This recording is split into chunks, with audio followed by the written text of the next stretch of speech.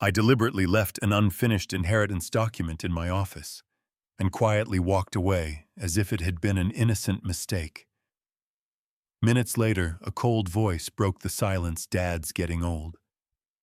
There are some decisions he shouldn't be making anymore." I sat in front of the security monitors, silently watching everything unfold. But by the end of the day, only one person returned with the document still completely untouched in his hands. "I am so grateful you are here with me today. Let's connect. Where are you watching from?" Drop your city or country in the comments below. Also, please note, this narrative blends factual lessons with fictional elements for entertainment and educational purposes. Any resemblance to actual people or places is purely coincidental, but the core message remains highly valuable. The morning Dr. Harrison delivered his report, the city outside my window looked exactly the same as it always had. 43 floors below Manhattan moved the way it always moved. Cabs cutting lanes, people walking fast with their heads down, the whole machine running on its own momentum, like it didn't need anyone's permission. I had stood at this window 1,000 mornings. I had watched this city from up here, through mergers and losses, through Meredith's illness, through the quiet years after she was gone. The city never paused. It never acknowledged what was happening inside the glass. I had always respected that about it. Harrison had been my physician for 22 years. He was a careful man, the kind who chose his words the way a surgeon chose an incision, precise, necessary, no wider than it needed to be. That morning he sat across from me in the chair usually reserved for lawyers and board members, and he told me what the latest scans had confirmed. He didn't soften it. I hadn't asked him to. "The progression is slower than we initially projected," he said, setting the folder on my desk with both hands. "But Edward, we need to start talking seriously about the next 12 months. I looked at the folder. I did not open it. "Leave it," I said. "I'll read it tonight." Harrison studied me for a moment, the way he always did when he suspected I was about to do something he wouldn't agree with. He had that particular quality that good doctors develop over decades, the ability to see past what a patient says to what a patient means. After 22 years, he knew better than most that when I said I would read something tonight, I meant I needed to be alone with it first. "You should call Julian," he said quietly, before he stood to leave. I didn't answer that. Harrison picked up his coat, nodded once, and walked out. The door clicked shut behind him, and for the first time that morning, the room felt like what it actually was. Quiet, large, full of things that no longer moved. I turned back to the window. Julian, my youngest son. I hadn't seen him in 6 years, not since the morning in 2019 when he stood in this very building in the lobby downstairs and told me he was leaving. He was 24 years old, and he looked at me with those steady eyes he got from his mother and said he didn't want to build his life on a foundation someone else had laid. He wanted to know what he was made of. He needed to find out for himself. I had let him go. I told myself it was respect. I told myself a father who truly believed in his son would step back and let him walk his own road. Every month after that, my investigator, a man named Miller, whom I had hired specifically to watch over Julian from a distance, sent me a detailed report. Julian was doing well, the report said. Steady income, a small apartment, a woman he was serious about, a life that was genuinely his own. I had read those reports every month for 6 years. I had felt something close to pride each time. I did not know then what I know now about those reports. I moved away from the window and sat down at my desk. On the surface between the phone and the leather blotter Meredith had given me the year we celebrated 20 years in business, sat a document I had been working on for 3 weeks.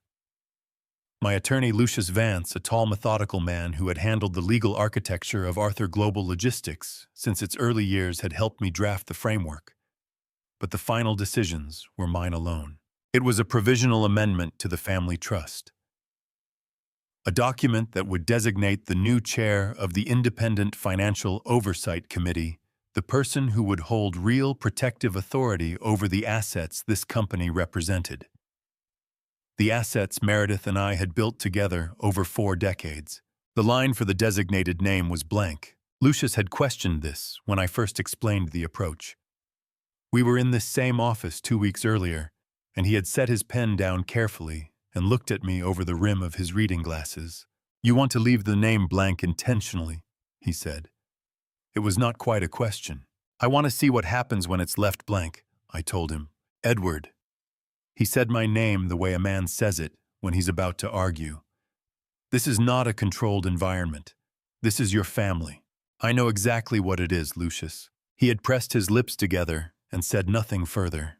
That was one of the things I valued most about Lucius Vance. He knew the difference between advice and argument, and he knew when I had already made up my mind. The truth was simpler and harder than any legal strategy. I was 67 years old. I had a document on my desk telling me the next 12 months required serious discussion.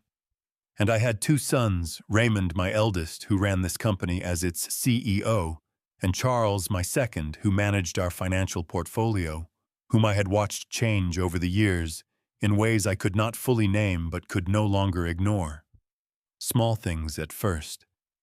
The way Raymond spoke about the company as though he had built it himself. The way Charles looked at balance sheets with a hunger that had nothing to do with building and everything to do with extracting. I loved my sons. That had never been the question. But Meredith had left something behind, beyond her memory, and her photograph on my desk. She had left behind a standard. On the last page of the trust amendment in the margin, where I had pressed a copy of her handwriting from an old letter, were the words she had written years before she was gone.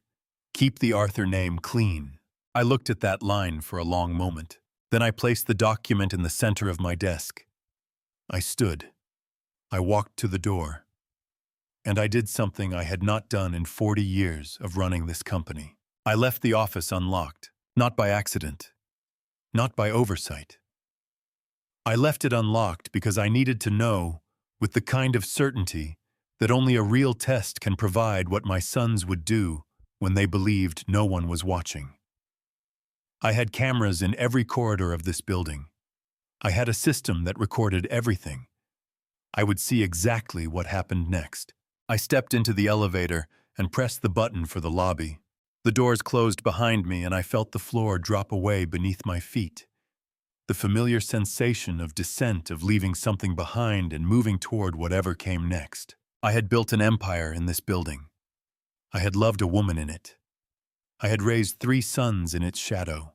Now I needed to find out which of those sons was still worth the name on the door. I watched it happen from the back of a car heading toward my club on the Upper East Side. The footage came through on my phone, a live feed from the security system I had installed in my office 3 years ago after a confidential merger negotiation had somehow reached a competitor before the ink was dry. I never found out who had talked that time. I had made sure I would know the next time.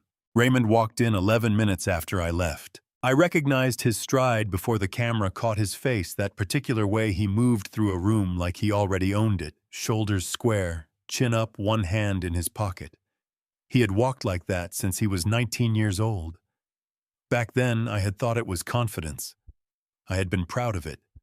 Watching him on that small screen in the back seat of a moving car, I felt something shift painfully in my chest, because that walk looked different now. It looked like a man who had decided the room was already his and was simply coming to collect. He went straight to my desk. He didn't hesitate. Didn't look around. Didn't check the door behind him.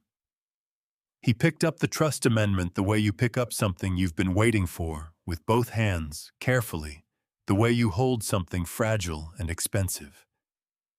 He read it standing up, and I watched his body language change as he worked through the pages. His shoulders came forward. His chin dropped slightly.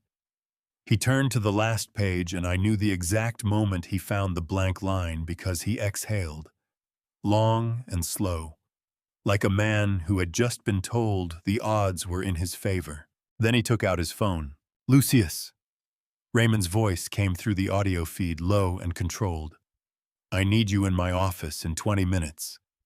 Bring the corporate bylaws for the trust committee structure. And Lucius, don't mention this to my father." There was a pause on the other end of the line. Lucius Vance, a man who had served as our family's attorney for over 2 decades, and whose integrity I had staked more than one critical decision on, responded carefully. "Raymond, if this involves the trust documents, I need to hear directly from your father before I—" "20 minutes," Raymond said, and ended the call. I set my phone face down on the seat beside me and looked out the window.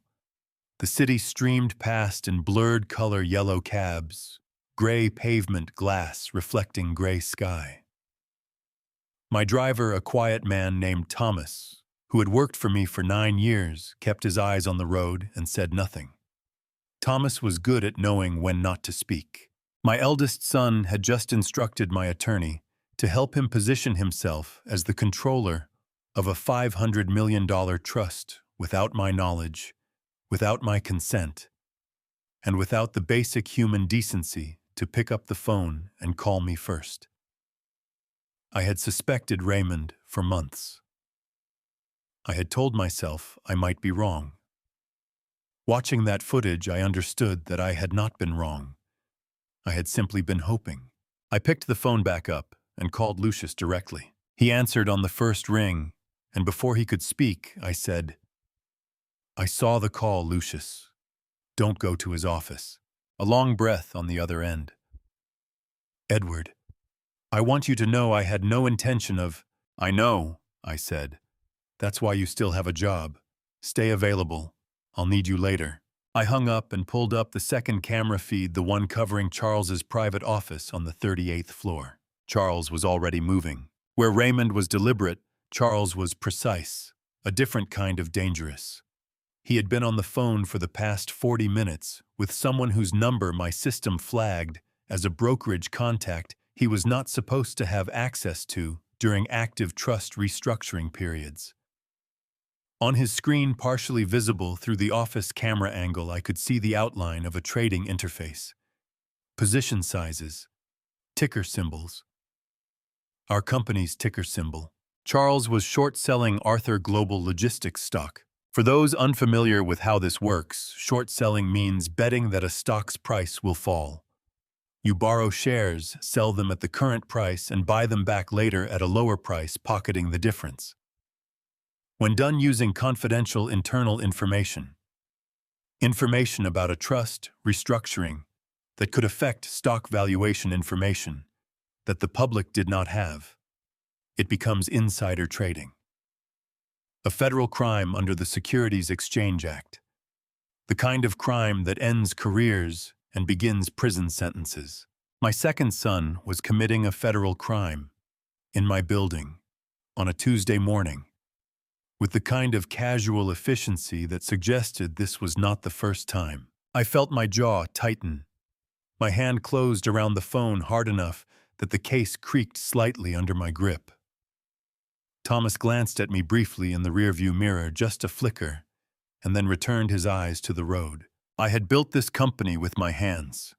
Meredith and I had worked 16-hour days in the early years, had eaten bad takeout at folding tables in offices half the size of my current bathroom, had made decisions that kept me awake 3 nights running and paid off on the 4th. I had done all of it so that what came after us would be worth something, not just in dollars, in character. "Thomas," I said, "take me back to the building." "Yes, sir." As the car turned, I opened the trust amendment document on my phone, the digital copy I kept encrypted on a private server. I looked at the blank line where a name should have been. Then I looked at the photograph I kept in my phone's camera roll, Meredith and the boys taken at our Connecticut house the summer before she got sick. Raymond on the left, Charles on the right, Julian in the middle, with his arm around his mother's shoulders, and that particular smile of his that always looked like he found the whole world quietly amusing.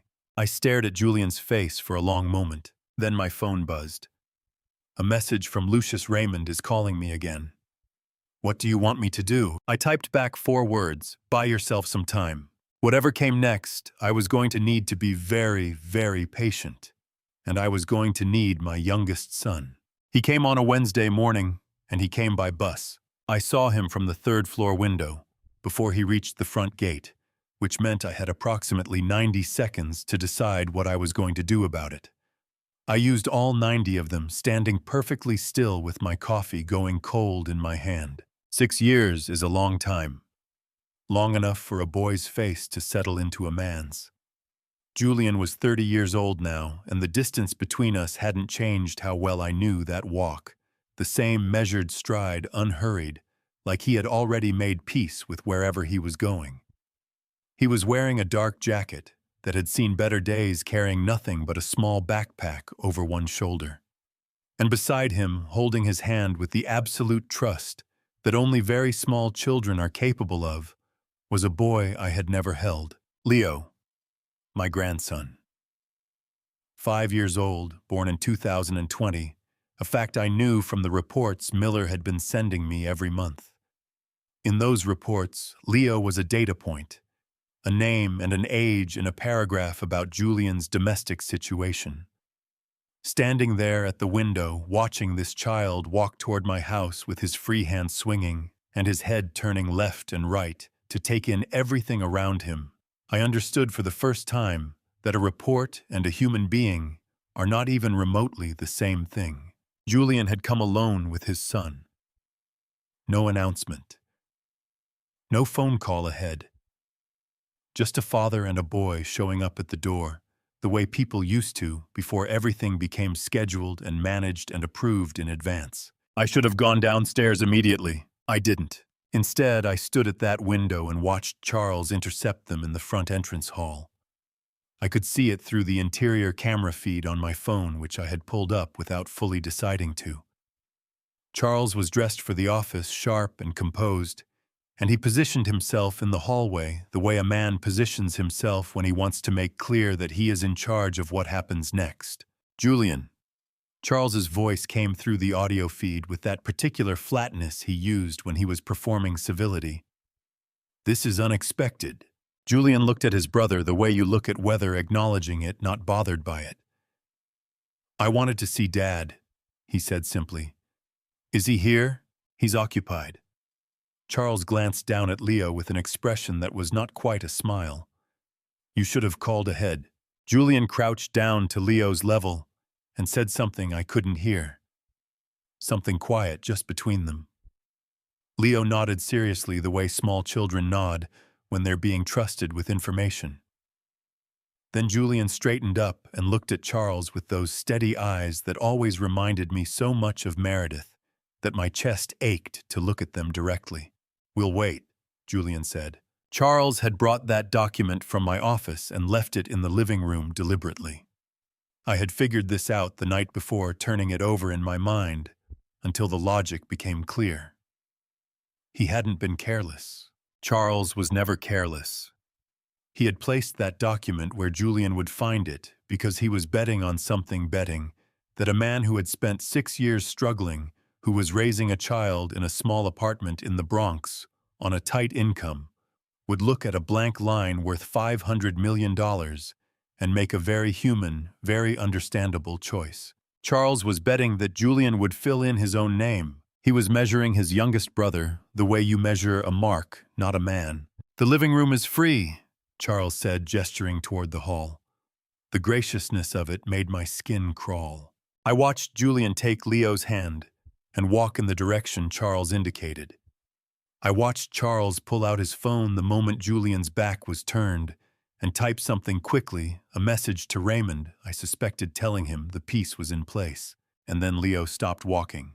The boy had spotted something on the side table near the living room entrance, a leather folder set just prominently enough to be noticed, just casually enough to look unintentional. He pointed at it and said something to his father, tugging Julian's sleeve with the particular urgency of a 5-year-old who has made a discovery. Julian looked down at his son. Then he looked at the folder. He picked it up. From the 3rd floor with my cold coffee in my hand and my heart beating harder than it had any right to. I watched my youngest son open a document that could change everything, and I found that I could not look away. I had built this whole careful architecture of testing and observation, and now that it was unfolding in real time below me, I was not the composed strategist I had imagined myself to be. I was a father, watching his son, hoping with everything he had left that he had raised the boy right. Julian told me what happened next on a night I will never forget, sitting at his kitchen table in the Bronx, with tea going cold between us and Leo asleep in the next room. He told me he opened the folder expecting to find something ordinary, a contract maybe, or household paperwork that had been left out by accident. What he found instead made him sit down slowly on the edge of the nearest chair, the way a person sits when their legs have decided something before their mind catches up. The document was a trust amendment. The numbers on the first page were large enough that Julian told me his vision actually blurred for a moment, not from emotion, but from the sheer arithmetic of it.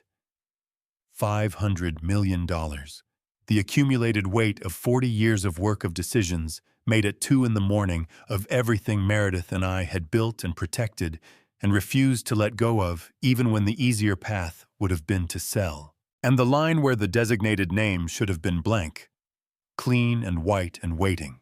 Julian said he looked at that line for a long time. He was aware, he told me, of Leo breathing quietly on the sofa behind him. He was aware of the sound of his own heartbeat, which had become unreasonably loud. He was aware of every unpaid bill sitting on the kitchen counter back in the Bronx.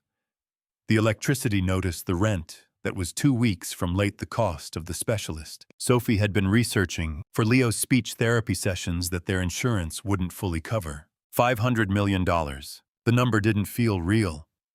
It felt like a word in a language he hadn't spoken in 6 years. And then he turned to the last page. He told me his hands were steady when he did it. I believe him.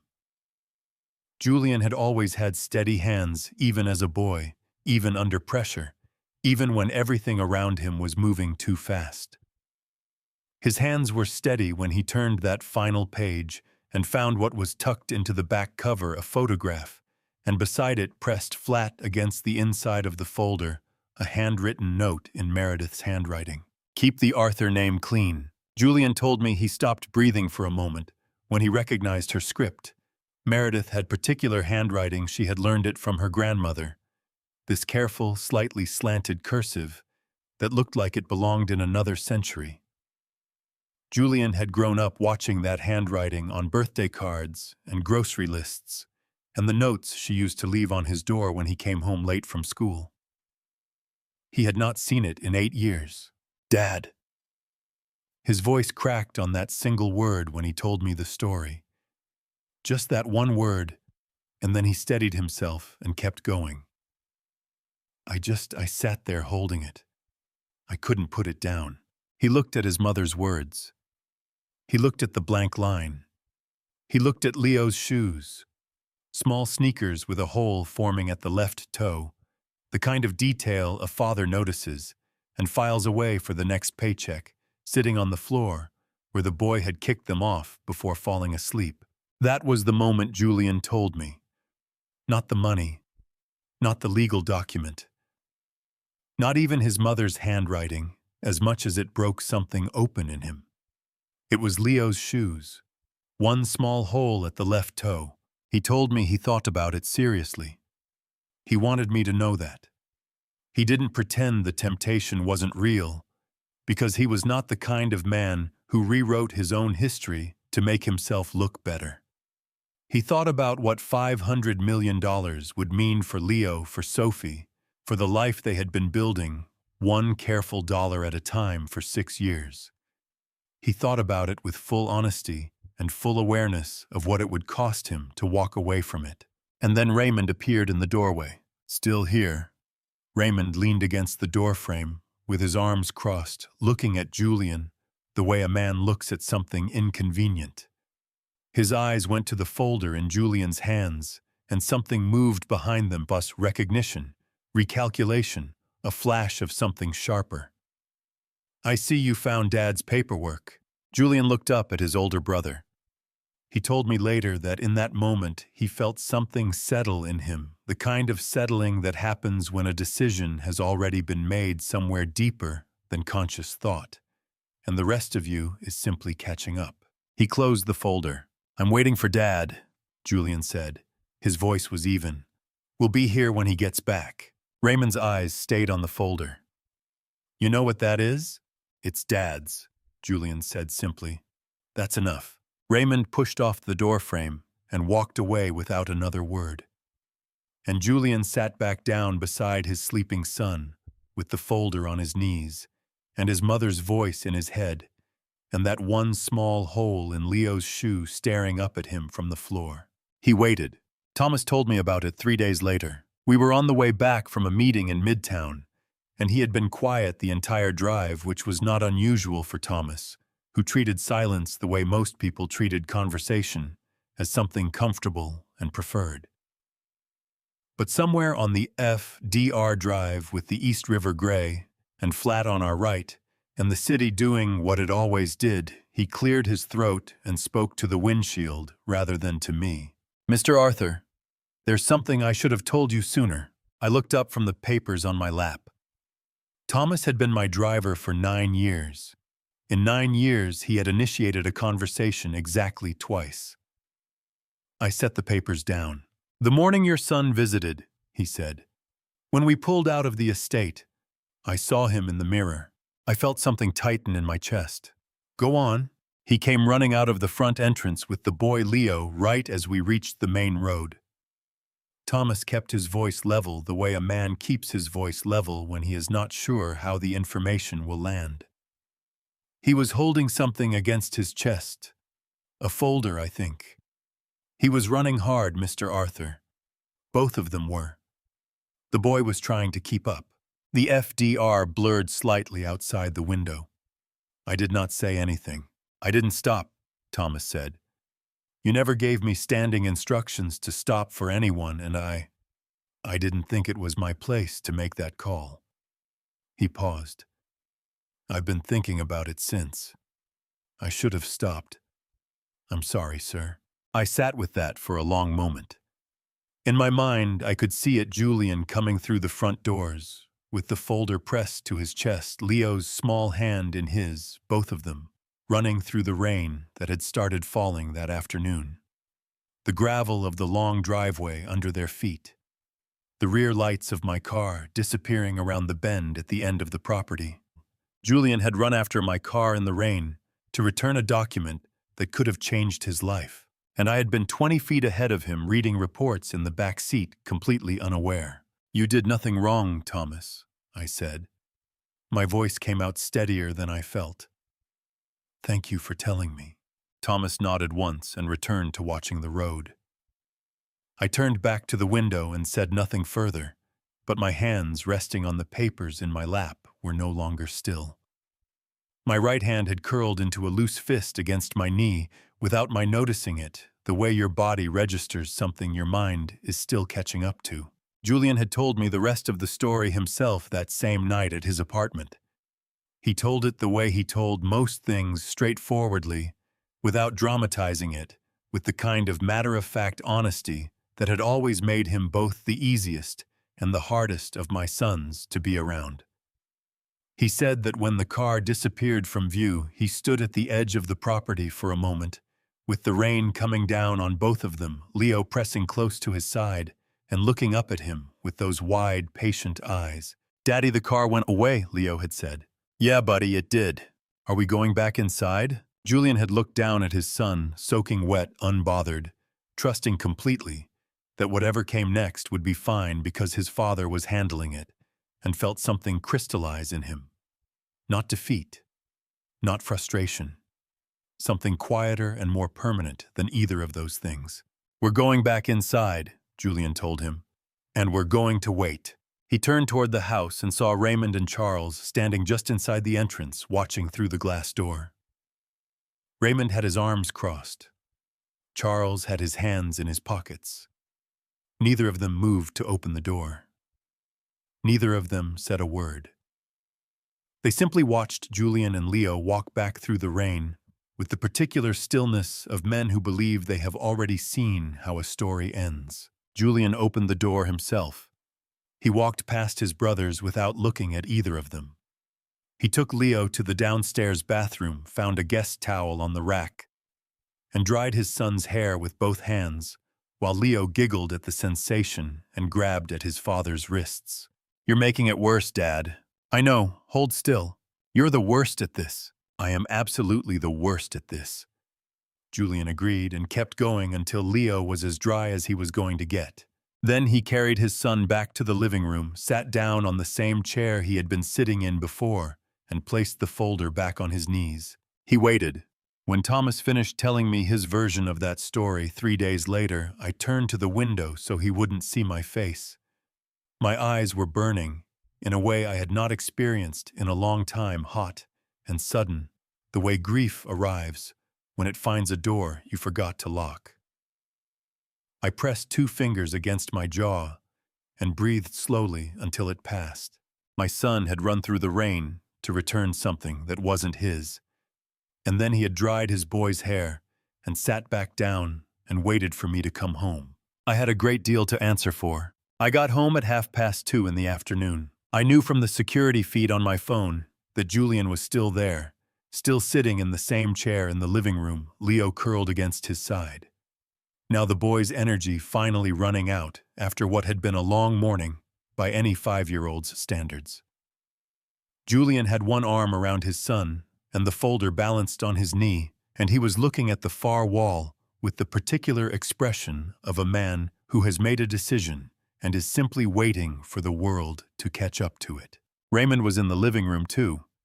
He was standing near the fireplace with a glass of water talking. I turned up the audio on my phone and listened while Thomas pulled the car through the gate. "You know what Dad's going to say when he gets back," Raymond was saying in the tone he used when he wanted to sound reasonable. "He's going to tell you the same thing he's always told you, that you need to prove yourself, that the company has a process, that nothing gets handed to anyone." He paused. 6 years, Julian. 6 years of proving yourself, and what do you have to show for it? An apartment in the Bronx and a kid who needs new shoes. I watched Julian on the screen. He didn't flinch. He didn't look at Raymond. He shifted slightly to adjust Leo's position against his side, and that was the only movement he made. "He's not wrong about the shoes," Leo said helpfully from somewhere in the vicinity of Julian's ribs. Julian looked down at his son, and something moved across his face that was almost a smile. "Go back to sleep, buddy." "I'm not sleeping, I'm resting my eyes." "Those are the same thing." "They're not," Leo said with great conviction, and then went quiet again. Raymond set his glass down on the mantel with a sharp click. He didn't appreciate being interrupted by a 5-year-old, and it showed. He was about to say something further when Charles appeared in the doorway, composed, unhurried, with the easy confidence of a man who believes he has already solved the equation. Charles crossed the room without acknowledging Raymond and crouched down to Julian's eye level. He reached into his jacket and produced a white envelope, which he held out with 2 fingers, the way you offer something to a person you've already decided will take it. "There's 20,000 in there," Charles said, keeping his voice low and even. "Take it. Take Leo home. Nobody needs to know you were here today, and nobody needs to make this into something it doesn't have to be." The room went very still. Leo had gone genuinely still, too.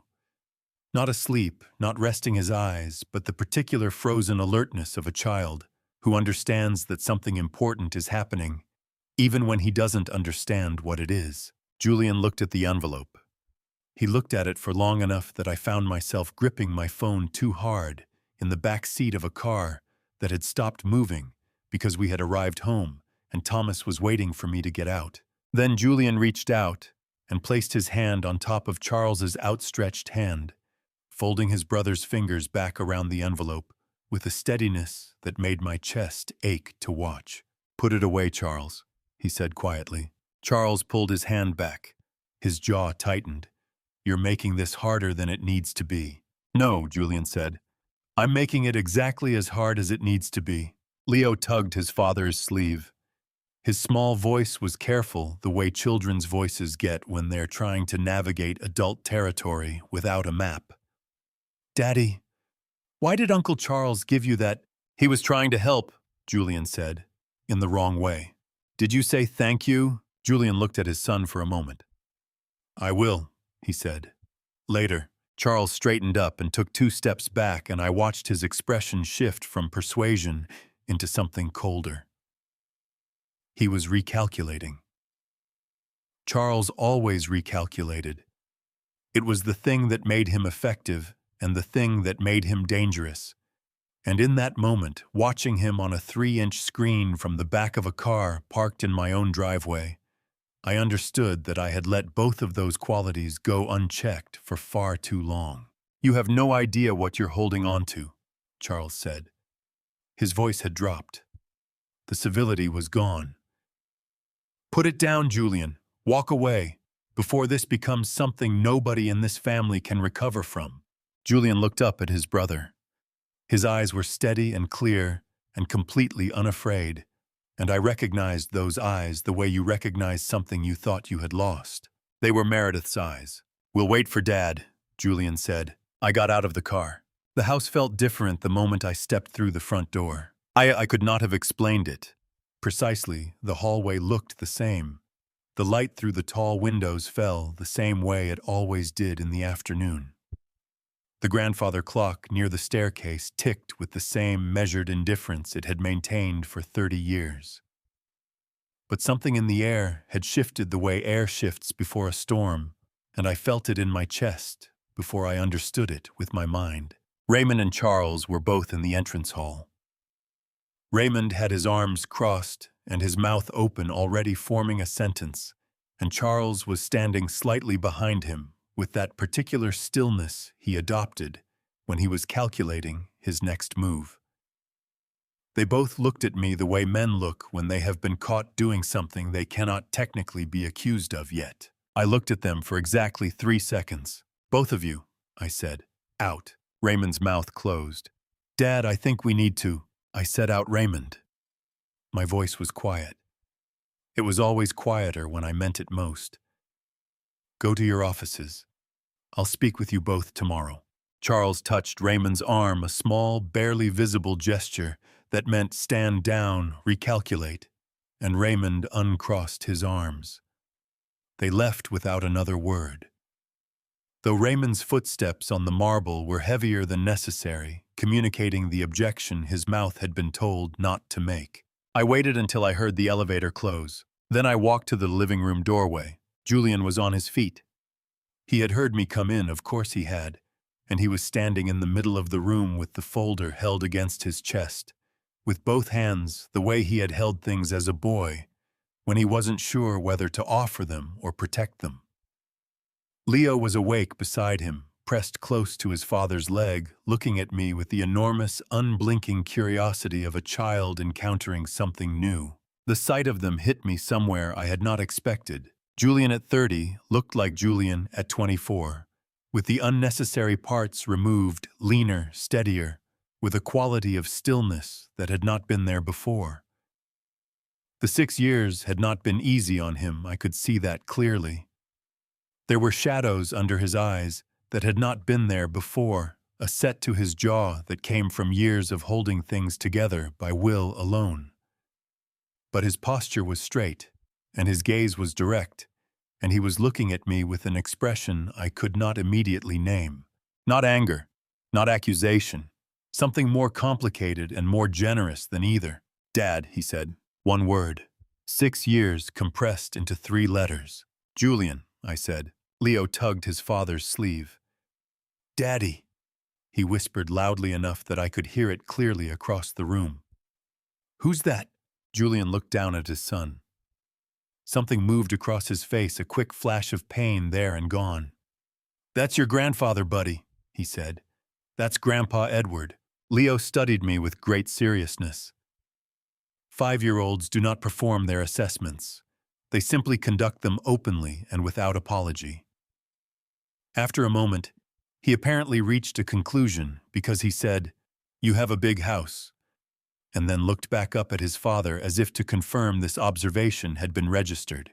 He does, Julian agreed. Our apartment is smaller.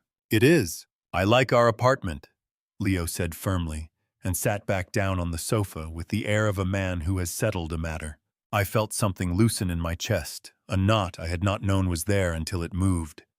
I crossed the room and sat down across from Julian, and he sat back down too, and for a moment, we simply looked at each other across the coffee table with 40 years of family history and 6 years of silence between us.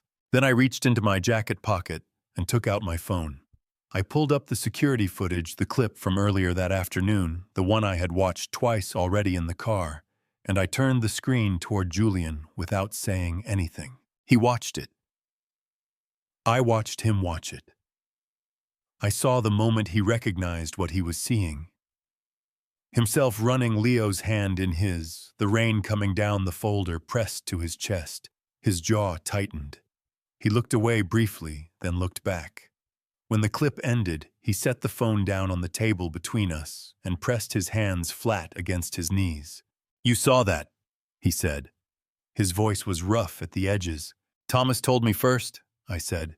"Then I found the footage." Julian nodded slowly.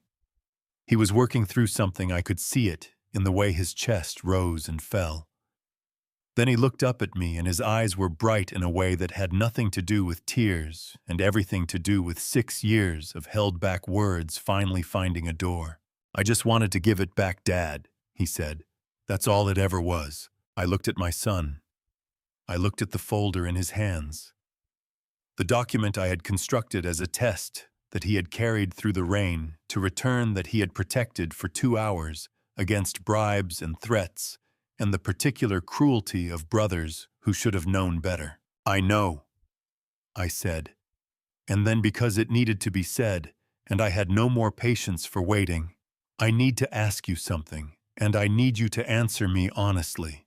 Julian met my eyes without flinching. "Always," he said. I reached across the table and slid the folder from his hands, and then I slid it back.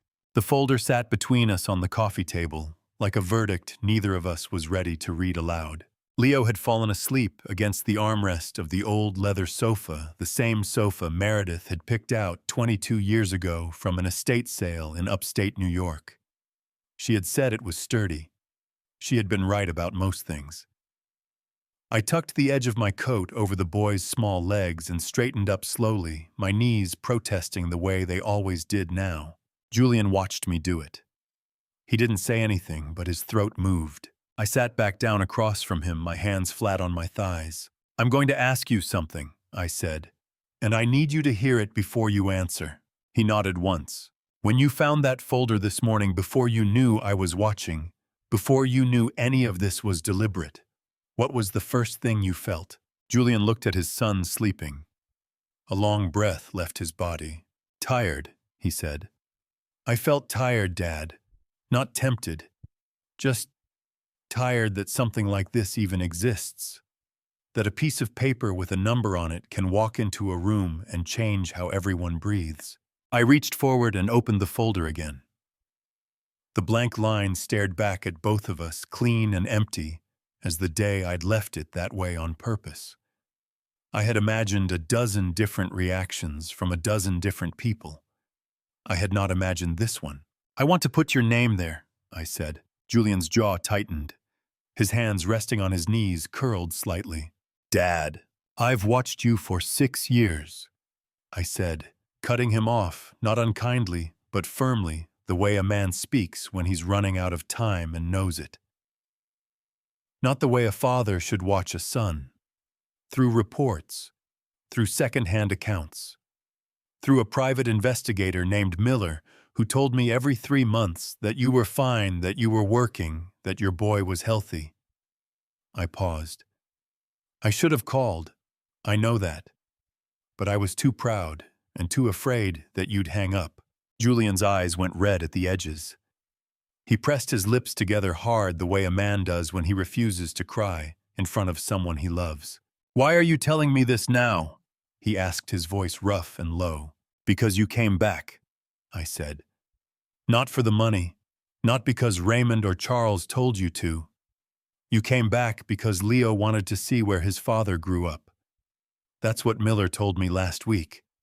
That's the only reason." My voice dropped. "And then you found that folder, and you ran through the rain to give it back, and you sat in this house for 2 hours, while your brothers tried every angle they had, and you didn't move an inch." Julian stared at the folder. His right hand moved toward it slowly, trembling just barely at the knuckles, the way hands do when the heart is working harder than the body can hide. "I can't take this," he said. "Why?" "Because it's not mine to take." He looked up at me and his eyes were fierce and full at the same time, a combination I hadn't seen on a grown man's face since I'd looked in a mirror 30 years ago. "You built this, Dad. You and Mom built this. And what Raymond and Charles have been doing to it, whatever that is, that's not a reason for me to walk in and grab something I haven't earned just because I passed some test I didn't know I was taking." The word landed squarely in my chest. "Test." "You knew," I said. "I suspected." His mouth curved just barely. "You always left things unlocked when you wanted someone to open them. Mom used to say you were the worst at hiding things in plain sight." I felt something loosen behind my sternum. Something I hadn't realized I'd been holding for 8 years. "She was right," I said. "She usually was." Leo shifted in his sleep, one small arm flopping over the edge of the sofa cushion. Julian reached over automatically and guided it back. The gesture was so natural, so practiced, that it stopped me completely. That was a father. That was what a father looked like, not calculating an inheritance, not counting square footage, not measuring power. Just making sure a small arm didn't fall. "I'm not asking you to take it tonight," I said quietly. "I'm asking you to let me fix what I broke. Starting with the 6 years I owe you. Starting with whatever Raymond and Charles have been hiding from me about you." I closed the folder. "Will you give me that?" Julian was quiet for a long moment. Outside, the evening light had shifted to that particular shade of amber that only happened in Connecticut in May, the kind Meredith used to call the hour that forgives. "One condition," Julian said. I waited. "Leo gets to call you Grandpa. Not Mr. Arthur. Not Sir." He met my eyes. "Grandpa." The tightness in my throat was sudden and total. I nodded once, afraid that if I spoke I would prove to my youngest son that I was not in fact as composed as I had always pretended to be. "Deal," I managed. He extended his hand.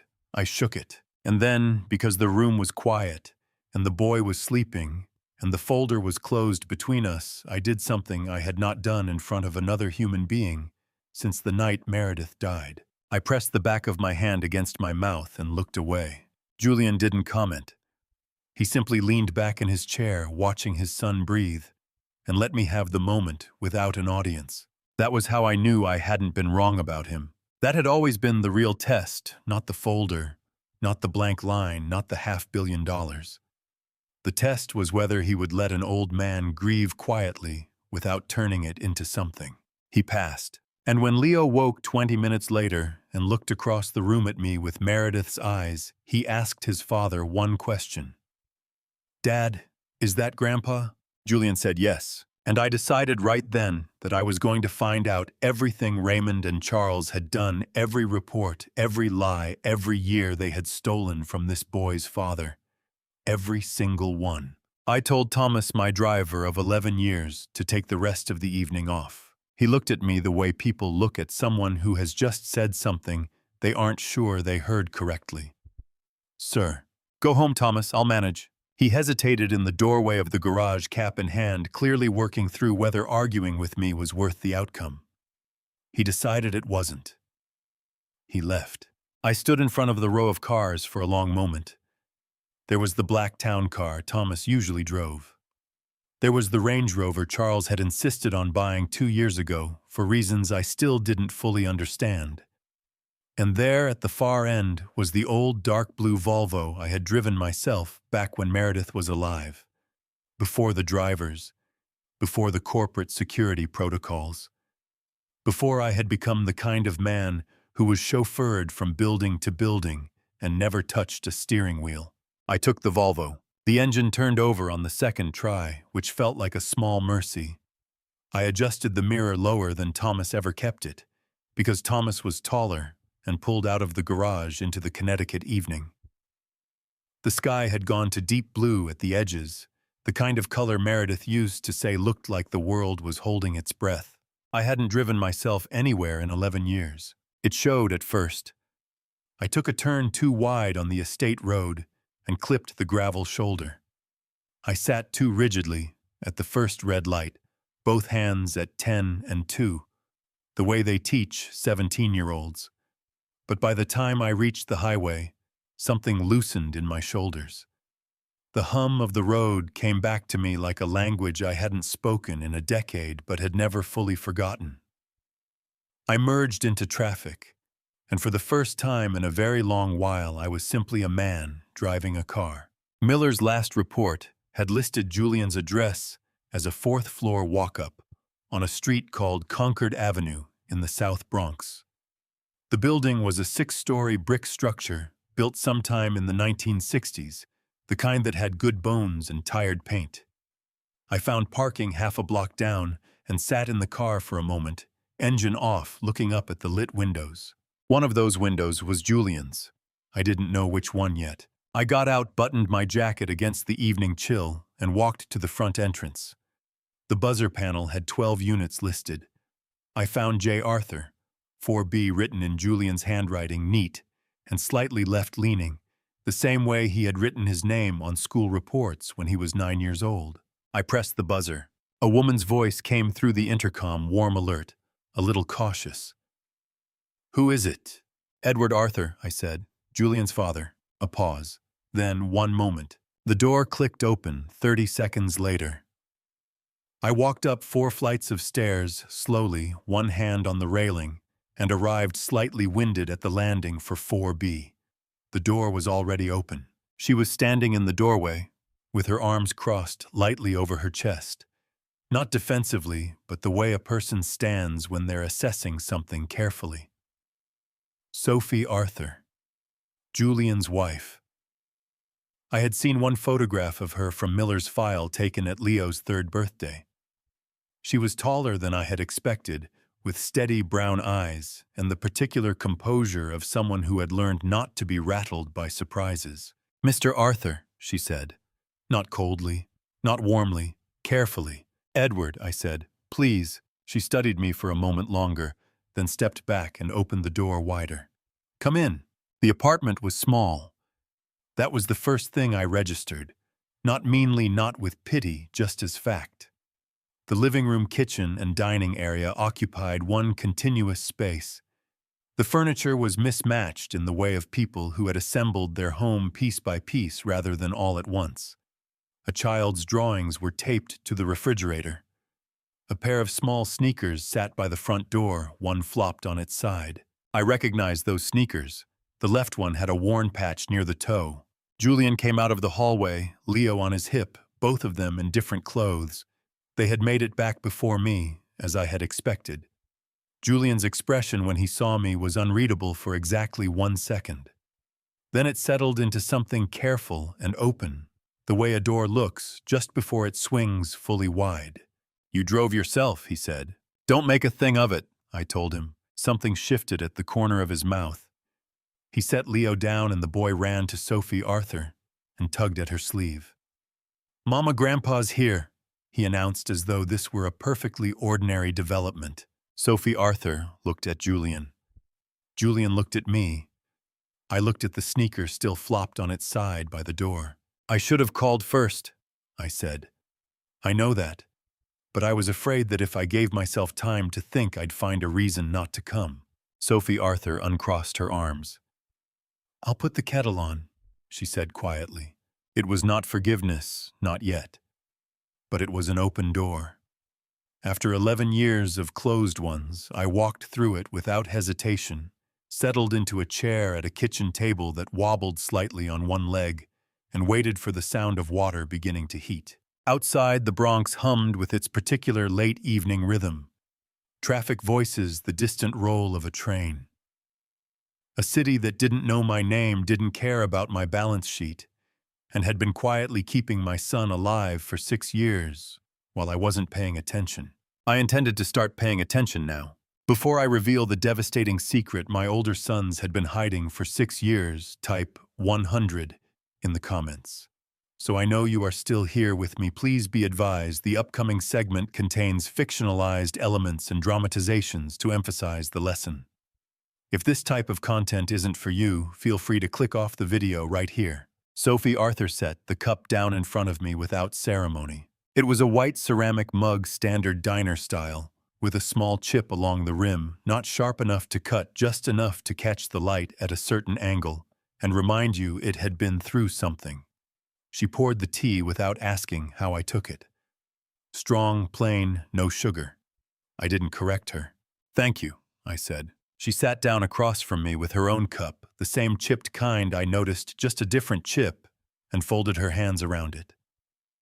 Julian settled into the chair to my left. The kitchen table between us was small enough that our elbows would have touched if any of us had reached outward. Leo had fallen asleep before the kettle finished boiling.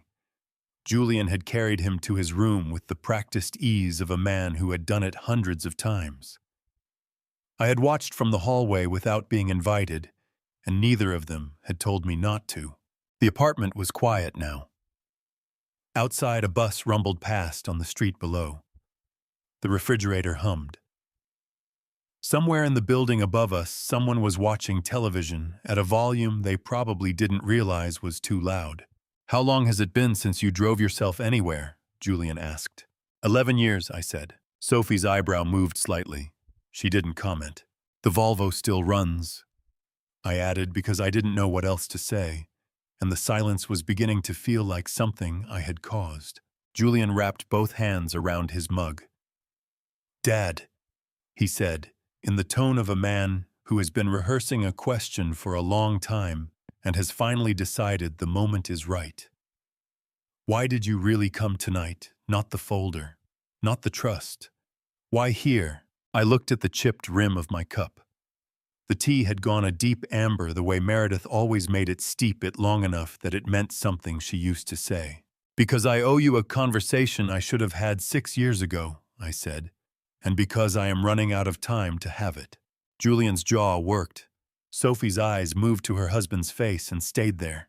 "Miller cross-referenced 3 of those reports against public records last month," I said. "Employment records, tax filings." I set the cup down carefully. What he found did not match what Raymond had been sending me, not even close. Julian looked up from the table. His voice was very quiet. "How different?" "Different enough that I need to show you the full findings," I said. "Tonight, all of it." Sophie made a sound across the table, not a word, just a breath drawn in and held. She looked at Julian, and he looked at her, and whatever passed between them in that moment was the particular communication of 2 people who have suspected something for a long time and are now being told they were right to suspect it. "Tell me," Julian said. Julian did not move for a long moment. Then slowly, he pressed both palms flat against the table the way a man does when he needs to feel something solid beneath his hands. "How many years?" he asked. His voice was quiet and completely controlled, which was somehow worse than if he had shouted. "At minimum 4, I said. Possibly all 6. Sophie Arthur made a sound, not a cry, not a word, something in between, the kind of noise that comes from a place too deep for language. She pressed the back of her hand against her mouth and looked at the ceiling for a moment, blinking hard and fast. "We applied for a small business loan in 2022, she said, her voice thick. Julian wanted to start a freight consulting practice. He had clients lined up. 2 banks turned him down. One of them cited a third-party financial character report. She looked at me with eyes that were no longer cautious or careful, just exhausted and raw. "Is that what this is?" I felt the weight of it land fully in my chest. "I don't know yet," I said honestly, "but I intend to find out." Julian stood up. Not in anger, he moved too deliberately for it to be anger. He walked to the window and looked out at the street below, hands in his pockets, shoulders set. The city light caught the side of his face. "They took the loan from us," he said to the window, and to no one in particular. "They took 3 years of trying to build something. Sophie Arthur picked up extra shifts at the hospital for 18 months to cover what we couldn't borrow." He turned around. His eyes were dry, but his voice had a fracture in it, a hairline crack running clean through the middle. "And Dad was reading their version of us the whole time."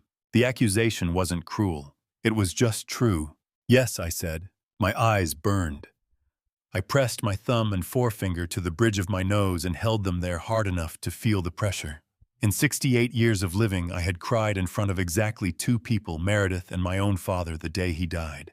But something in the smallness of this kitchen, something in Sophie's raw and exhausted eyes, something in the fracture in my son's voice split me open quietly and without warning.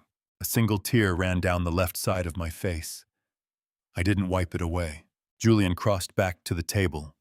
He sat down. He picked up his cup with both hands and took a long drink of cold tea. And when he set it down again, he looked at me with something that was not yet forgiveness, but was perhaps the beginning of the road that led there. "Tell me what you're going to do about it," he said, and I told him. I told them everything Miller had found, not the summarized version, not the diplomatic version that a lawyer would have advised me to use. The full account laid out across that small kitchen table the way you lay out evidence piece by piece, each one worse than the last. It had started as best Miller could reconstruct it in the fall of 2019. Julian had left the estate in June of that year after an argument with Raymond that I had dismissed at the time as the ordinary friction between ambitious men. I had not asked Julian to stay. I had not called him the following week. I had told myself he needed space, and I had given him space the way wealthy men often give things in excess, and without checking whether it was actually wanted. Raymond had approached me 3 weeks later with a proposal, a monthly oversight report on Julian's financial and professional situation. Raymond had framed it as concern. He had used the word welfare twice in the same sentence. I had agreed because it felt like a reasonable compromise between involvement and intrusion. What I had not known was that Raymond had contracted a private consulting firm, not Miller, a different operation entirely, a small outfit based in Dallas to produce those reports. And that firm had not been gathering information. They had been manufacturing it. "They built a file on you," I said to Julian. "Employment gaps that didn't exist. A gambling debt that was invented whole cloth. A DUI that never happened and was never filed anywhere because it never occurred." I felt the words in my mouth like stones.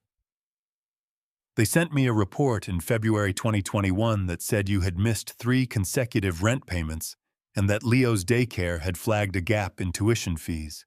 I remember reading it. I remember thinking. I stopped. "What did you think?" Julian asked. His voice was flat and quiet. The kind of flat that comes from a man pressing down very hard on something inside himself. "I thought it confirmed what Raymond had been telling me," I said. "That you had left because you couldn't handle the pressure. That you were struggling because you weren't equipped for life outside the structure of the company." I looked at my hands on the table. "I believed it because it fit the story I had already told myself about why you left." Sophie Arthur pushed back from the table. She stood up and moved to the kitchen counter, facing away from us, both hands gripping the edge of the sink. Her shoulders were shaking. "I'm fine," she said. She wasn't. Her voice came out in pieces. "I just need a minute." I waited. The refrigerator hummed. Outside, the city continued its indifferent nighttime noise. Sophie Arthur turned around. Her eyes were red and wet. Her jaw set with the specific firmness of a woman who has been through enough that she refuses to fall apart completely. "Do you know what Julian did in 2021? She asked me. Not accusatory. Just direct the way people get when they are done being careful. He worked a 6-day week for 14 months straight. He took on freight auditing contracts at 4 in the morning because the regular hours conflicted with Leo's daycare pickup. He never complained once." Her voice broke on the last word, and she pressed her lips together hard before continuing. And somewhere in some office, someone was sitting at a desk writing lies about him. And you were reading them. Yes, I said. It was the only honest answer. Why didn't you call him? She asked. If you were reading reports that said he was struggling, why didn't you pick up the phone? The question sat in the room like a lit match, because Raymond told me Julian had made it clear he didn't want contact, I said. He showed me a text message, said Julian had sent it in August 2019, 2 months after he left. The message said, I had memorized it without meaning to the way you memorize things that wound you. It said, tell Dad I said don't bother. I'm done with all of it. Julian stared at me. I never sent that, he said. I know, I said. Miller pulled your phone records. No such message was ever sent from your number. I felt something move through my chest, not quite grief, not quite rage, something that combined both and had no clean name. Raymond fabricated a text message and showed it to me on his own phone. I never thought to verify it. I trusted my own son. The silence that followed was different from the silences earlier in the evening. Those had been the silences of people finding their footing. This one was the silence of something being fully understood for the first time. Julian placed both fists on the table, knuckles down, and looked at the surface between them. His jaw was working. His eyes were dry, but the skin around them was tight, in the way that means a man is holding himself together through sheer force of will. 6 years, he said. Half to me, half to the ceiling, half to some version of himself that had spent those years wondering why his father never called. 6 years, I said back. Sophie Arthur came back to the table. She sat down, reached across, and put her hand over Julian's fist. He turned his hand over and held hers. I looked at the two of them, this woman who had worked extra hospital shifts in the dark, this man who had taken freight contracts at 4 a.m, this small apartment built piece by careful piece, and I understood with a clarity that felt almost physical what Raymond and Charles had actually stolen. Not money, not opportunity, though they had stolen that too. They had stolen 6 years of a father and son. I'm going to fix this, I said. Not with money. I mean, I am going to take apart everything they built, every false report, every fabricated message, every contracted lie, and I am going to make sure that what gets put back in its place is the truth. I looked at Julian. You have my word. Something passed between them, the particular wordless communication of two people who have been through enough together that they no longer need full sentences. Okay, Julian said. It was not absolution. It was not even trust, not yet. But it was a door left open, and I had learned in the last 12 hours that an open door was more than I had any right to expect. I left the Bronx at 11:30. The drive back to Greenwich was longer than the drive there, not in miles, but in the particular way that return journeys feel when you are carrying more than you arrived with. The highway was nearly empty. I kept both hands on the wheel and the radio off, and I let the silence do what silence does when you give it enough space. By the time I pulled the Volvo back into the garage, it was past midnight. Thomas's car was gone. The house was dark except for the security lights along the front path, which clicked on automatically as I walked toward the door. I had lived in this house for 31 years, and tonight it felt like a building I had never fully understood.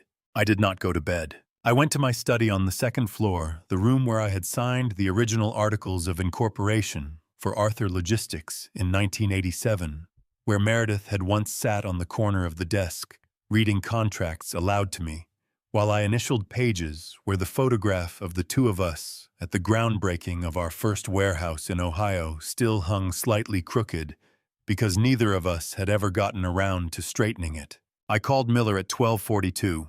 He answered on the second ring. Miller was the kind of man who answered at 12:42 without comment, which was precisely why I had kept him on retainer for 9 years. I need everything, I said. Not the summary reports. Every source document, every cross-reference, Every discrepancy you flagged and held back because you weren't sure I was ready to hear it. A pause. That's a significant volume of material, Mr. Arthur. Send it all. He sent it in 3 separate encrypted files. I opened the first one at 1:15 in the morning and did not look up from my desk until nearly 3. What Miller had assembled was not a theory. It was a timeline, 4 years of fabricated monthly reports from the Dallas firm Raymond had hired a company called Westfield Consulting Group that on paper provided corporate background research services and in practice produced whatever narrative a paying client required. Raymond had paid them through a subsidiary account that ran through Charles's division. The payments were logged as Strategic Intelligence Services. 11 months of invoices, each one between $4,000 and $8,000. The false reports were only part of it. Miller had also flagged 3 loan applications that Julian and Sophie Arthur had submitted between 2021 and 2023. 2 had been rejected by mid-tier banks. 1 had been rejected by a credit union. In each case, the rejection letters cited risk assessment concerns.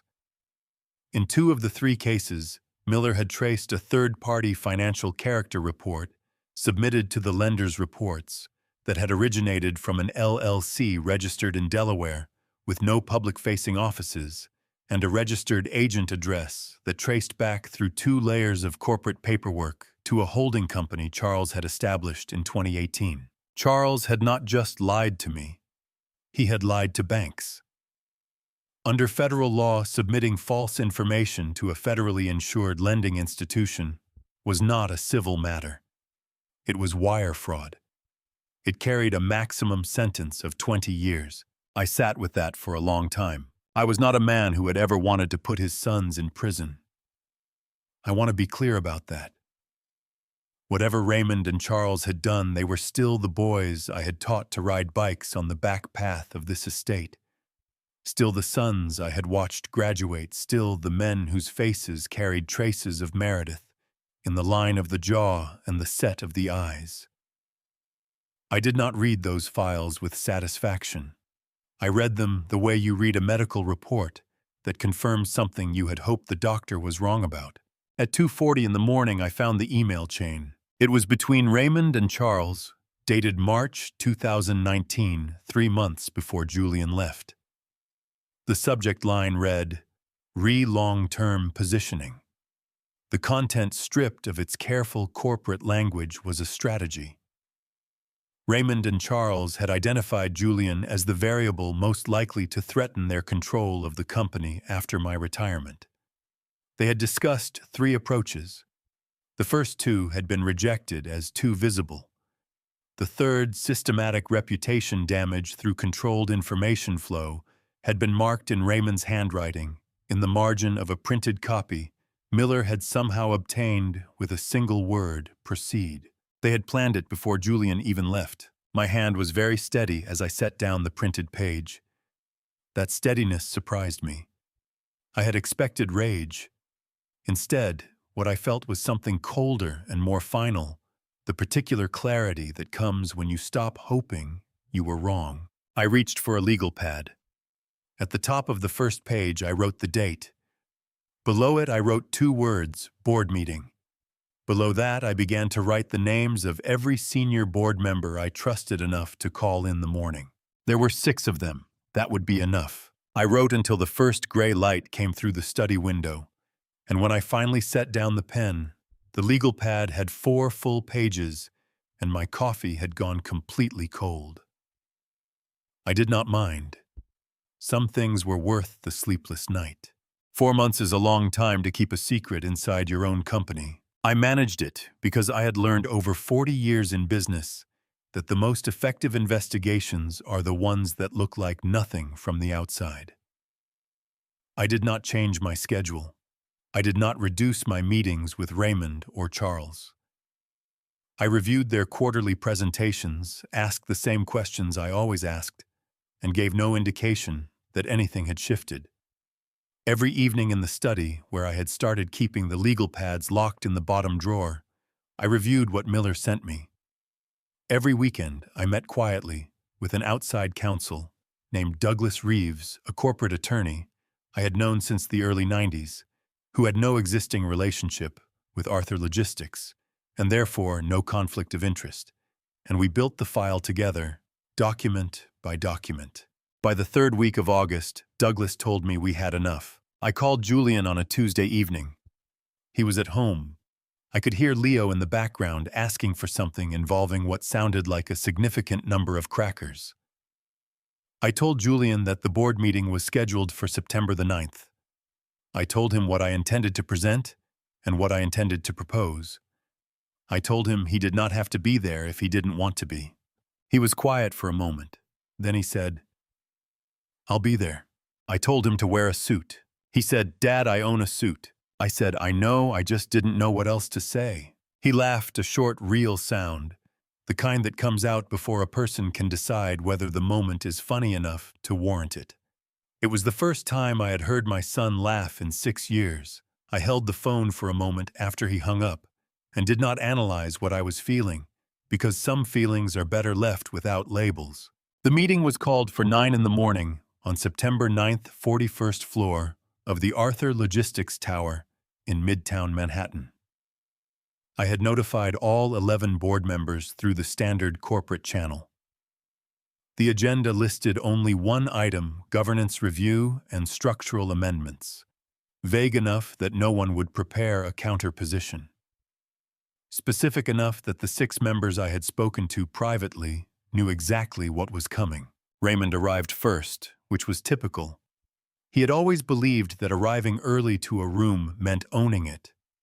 He was in his usual chair, 2 seats to the right of the head of the table when I walked in. He looked up, nodded, reached for his coffee. Charles came in 2 minutes later, phone in hand, mid-sentence with someone on the other end. He saw me and wrapped up the call quickly, the way people do when they realize the room has shifted. Julian came in last. I had not told Raymond or Charles he would be there. Raymond's coffee cup stopped halfway to his mouth. Charles looked at Julian, then at me, then back at Julian in the manner of a man running rapid calculations. Julian walked to the chair I had indicated for him, 1 seat to my left, directly across from Raymond, and sat down without a word, his hands folded on the table, his expression composed. Franklin Webb, the board's senior independent director, and a man who had been in this room for 15 of the company's most consequential years, called the meeting to order at 9:02. I stood. "I want to thank everyone for being here on short notice," I said. "What I'm about to present is the result of a 4-month independent audit conducted by outside counsel and a licensed investigative firm. The findings concern 2 members of this board and their conduct over a period of approximately 6 years. The room was absolutely still. I had Douglas present the audit summary. He stood at the far end of the table, calm and methodical, and walked the board through 22 minutes of documented findings: the Westfield Consulting Group payments, the fabricated reports, the Delaware LLC, and the false submissions to the lending institutions, the email chain from March 2019. He used plain language. He cited specific statutes where appropriate. He did not editorialize. Raymond did not move through most of it. He sat with both arms on the table, his expressions cycling through something I recognized as the particular sequence of a man who is deciding in real time whether to deny, deflect, or stay quiet. He chose quiet. That surprised me. I had expected him to interrupt. The quiet told me that somewhere between the audit summary and the email chain, he had understood that interrupting would not help him. Charles went pale by the 3rd exhibit. By the 5th, he had stopped looking at the screen entirely and was staring at the table surface with the focused intensity of a man trying to hold himself together through sheer concentration. When Douglas finished, Franklin Webb asked 2 clarifying questions, both precise and procedural. Then he looked at me. "Mr. Arthur," he said, "do you have a motion to bring to the board?" "I do," I said. I looked at the room, all 11 faces, the 6 who knew the 3 who were still processing Raymond Charles. I move to remove Raymond Arthur from the position of Chief Executive Officer, effective immediately, and to appoint Julian Arthur as interim chairman, pending a full transition review. I paused. I also move to suspend Charles Arthur's board voting rights pending resolution of the legal matters outlined in the audit. Franklin called the vote. 8-2, Raymond pushed back from the table. He straightened his jacket with the practiced motion of a man maintaining form when everything else has dissolved, and looked at me across the length of the table. "You should have talked to me first," he said. "I tried that for 40 years, I said. He left without another word. The door closed behind him with a sound that was neither loud nor soft, just final, the way some things are when there is nothing left to negotiate. Julian did not celebrate. He sat with his hands still folded on the table as the room began to stir around him, and he looked at me with the expression of a man who has just been handed something very heavy and is still deciding how to carry it. Douglas called me on the Thursday morning 4 days after the board meeting. I was in the study working through the transition documents that Julian and I had begun drafting together, a process that was slower than either of us had expected. Not because Julian was unprepared, but because 40 years of decisions had left the company structured around a single point of authority in ways that took time to carefully redistribute. Julian had been coming to the office every other day. He asked good questions. He listened more than he spoke. The board members who had voted with us were already warming to him in the way that people warm to competence when they finally encounter it in the right seat. My phone buzzed on the desk. "Douglas," I answered. "Raymond filed a competency petition this morning," he said without preamble. "He's claiming you lack the mental capacity to have made valid governance decisions at the September 9th meeting. He's asking the court to appoint a guardian and reverse the board's actions." I set down my pen. "On what basis?" I asked. "A medical declaration," Douglas said, "signed by Dr. Harrison." The name landed differently than I had expected. Not like a surprise, more like a confirmation of something I had been refusing to fully consider. Dr. Harrison had been the Arthur family physician for 20 years. He had been in this house more times than I could count. He had delivered the news about Meredith's diagnosis in 2016, sitting in the same chair across from my desk where clients now sat. I had trusted him the way you trust someone whose hands have been present at your worst moments. "What does the declaration say?" I asked. Douglas read me the relevant section. It stated that in Dr. Harrison's professional opinion, I was exhibiting signs of cognitive decline consistent with early-stage dementia, that my judgment had been measurably impaired over the preceding 18 months, and that the September 9th board decisions reflected a pattern of erratic and potentially dangerous decision-making. I listened to the entire thing without interrupting. When Douglas finished, I said, "Schedule an independent neurological evaluation for Monday. The most reputable clinic you can find someone with no prior relationship with this family or this company. I want the results in writing before the end of next week." "Already on my list," Douglas said, "and pull Dr. Harrison's billing records for the last 2 years. I added, "Cross-reference with any payments made from Raymond's personal accounts or any accounts connected to him." A short pause. "You think he was paid? I think a man who has known me for 20 years does not sign a document calling me mentally incompetent without a reason," I said. "Find the reason."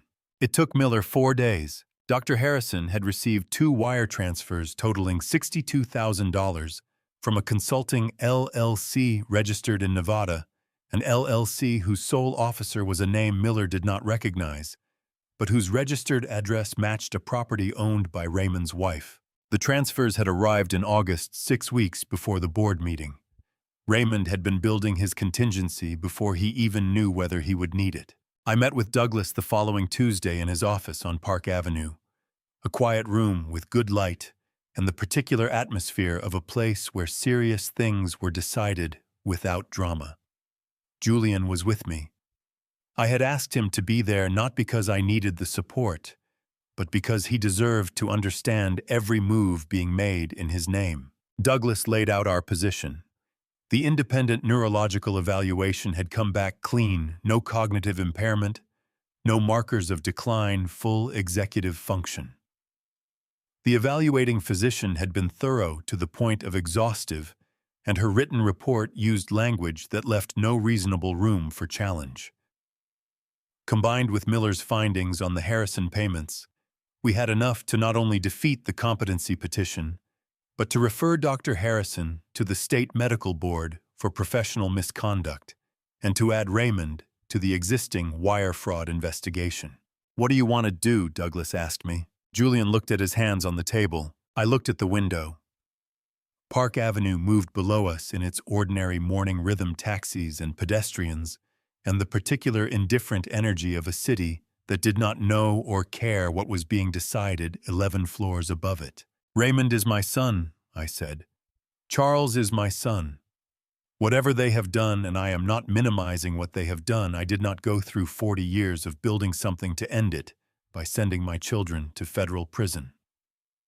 I turned back to Douglas. "I want to offer them a choice. Full civil settlement. They return every asset, every dollar tied to the fabricated reports and the loan interference. They resign all remaining positions. They contribute to a fund I intend to establish." I paused. "In exchange, I will not pursue criminal referral. But the offer has a deadline, and it does not repeat itself." Douglas nodded slowly. "And Dr. Harrison, refer him to the medical board," I said. "That is not my decision to make. That belongs to the profession." Julian had not spoken through any of it. Now he looked up. "Are you sure?" he asked. Not challenging, just asking. "No," I said honestly. "But I am sure that your mother would not have wanted this family to end in a courtroom." Julian nodded once, and I picked up the phone to call Raymond myself because some things should not be delivered through lawyers. Raymond did not answer when I called. I had dialed from my study at 7:45 in the evening, standing at the window with the Connecticut darkness outside and the desk lamp throwing a circle of yellow light across the legal pads I had been working from for 4 months. The phone rang 6 times. I hung up without leaving a message. Men like Raymond do not respond to voicemails. They respond to the recognition that the call came, that you know they saw it, and that the silence between the call and the callback tells you everything you need to know about where they have arrived. He called back 41 minutes later from a number I did not recognize. A Manhattan exchange. "This is Preston Hale," said the voice on the other end. Clip deficient, the practiced cadence of an attorney who has learned that every unnecessary word costs someone something. "I represent Raymond Arthur. He's asked me to reach out on his behalf regarding your recent communication." "Put Raymond on," I said. A pause. "Mr. Arthur, I think it would be more productive if we—" "Mr. Hale," I said, "I am not negotiating the terms of a negotiation. Put my son on the phone or this conversation ends here." Another pause, shorter this time.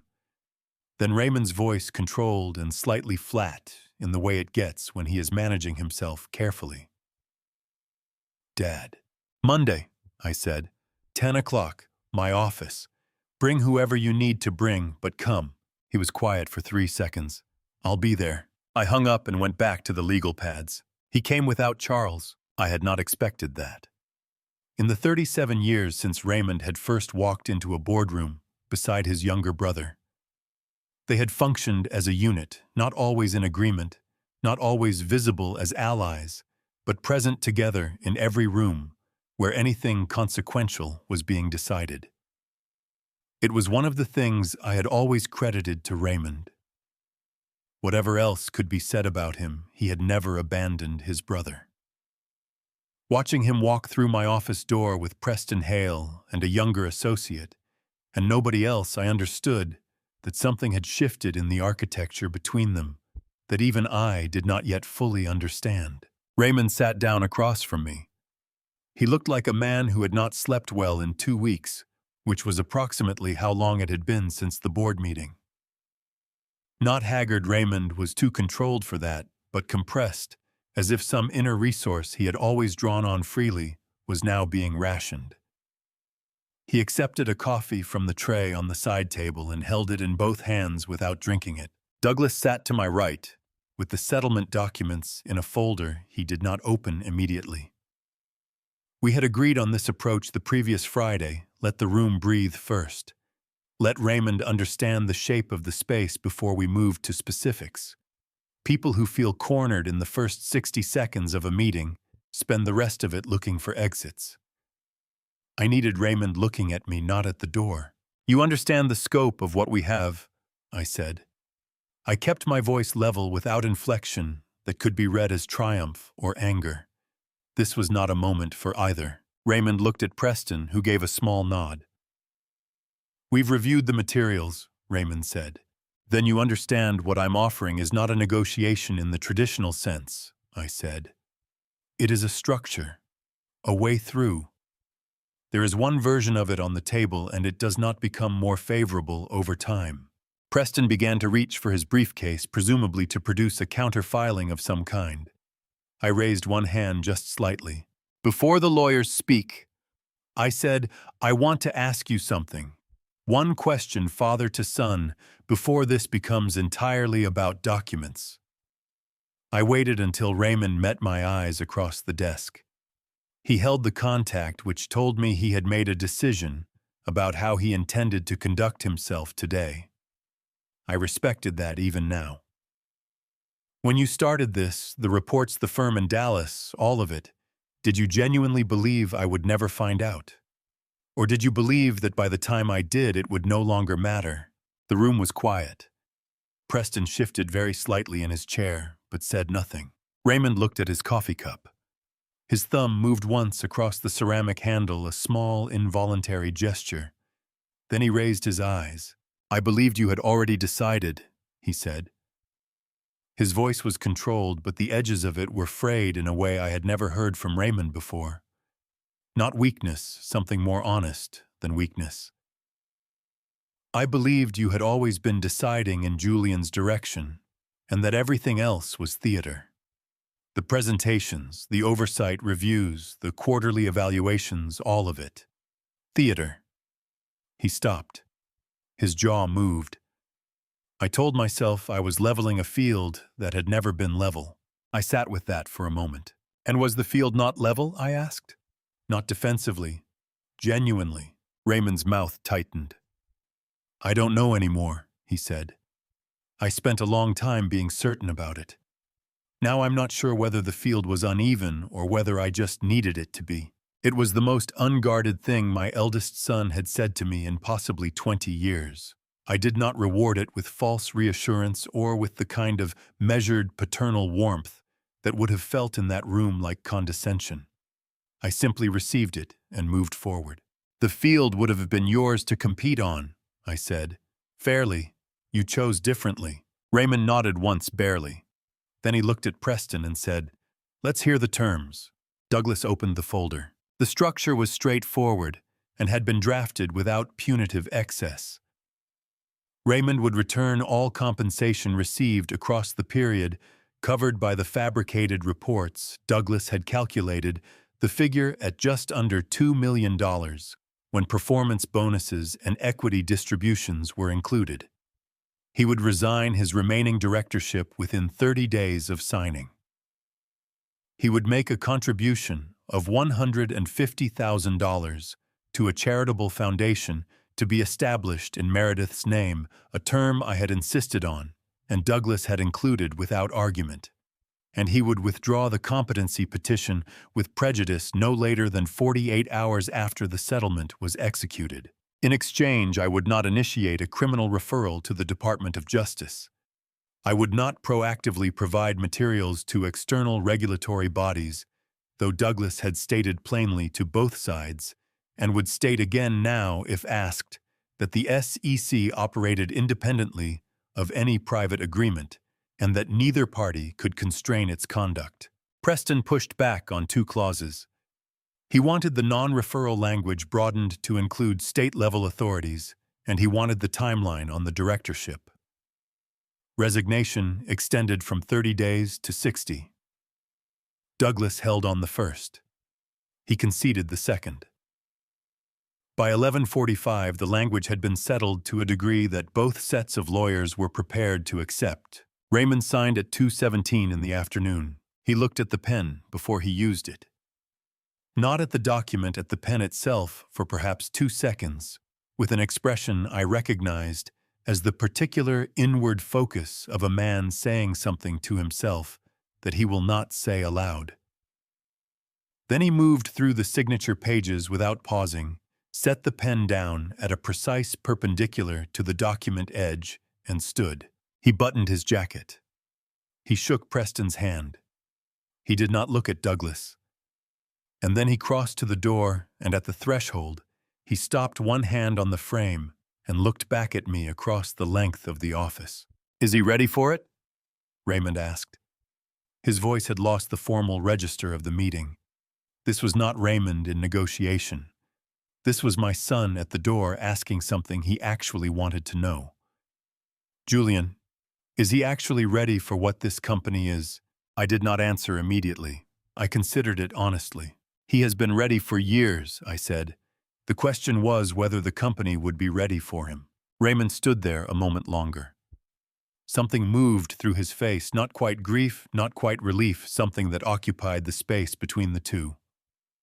Then he nodded. A single motion, downward and deliberate, the kind that means "I hear you," and also that's enough, and also perhaps something else that neither of us had the language for yet. He left. The door closed. Charles came the following afternoon. He arrived alone without advance notice at 3 o'clock on a Tuesday. My assistant called back to tell me, and I told her to send him in. He walked through the door looking like a man who had come to a conclusion in private and was now arriving to act on it before he could change his mind. No lawyer, no briefcase. A plain envelope in his left hand. He sat down. He did not take coffee. He placed the envelope on the desk and said without preamble, "My version of the agreement. I had my own counsel review it last night. The terms are the same as Raymond's. I'd like to sign today." I looked at him. All right. He signed in under 10 minutes. His hand was steady. When he finished, he set the pen down and sat for a moment, with his hands flat on the desk surface, looking at the signed document, as if he were reading something in it that wasn't visible to anyone else. Then he looked up at me. "I want to say one thing," he said.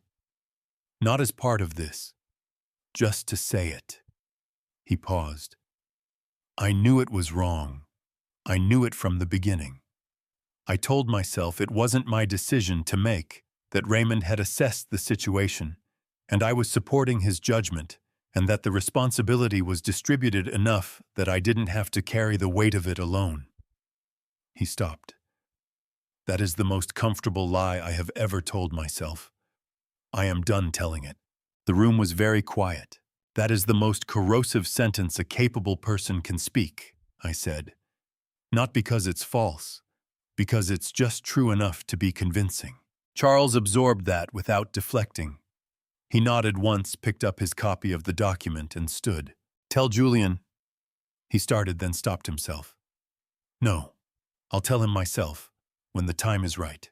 He left. Douglas gathered the executed documents into a single folder and departed at 4:15, leaving me alone in the office for the first time since Monday morning. I sat at my desk without moving for several minutes, my hands resting open on the surface, looking at nothing in particular. On the shelf across the room, Meredith's photograph caught the late afternoon light.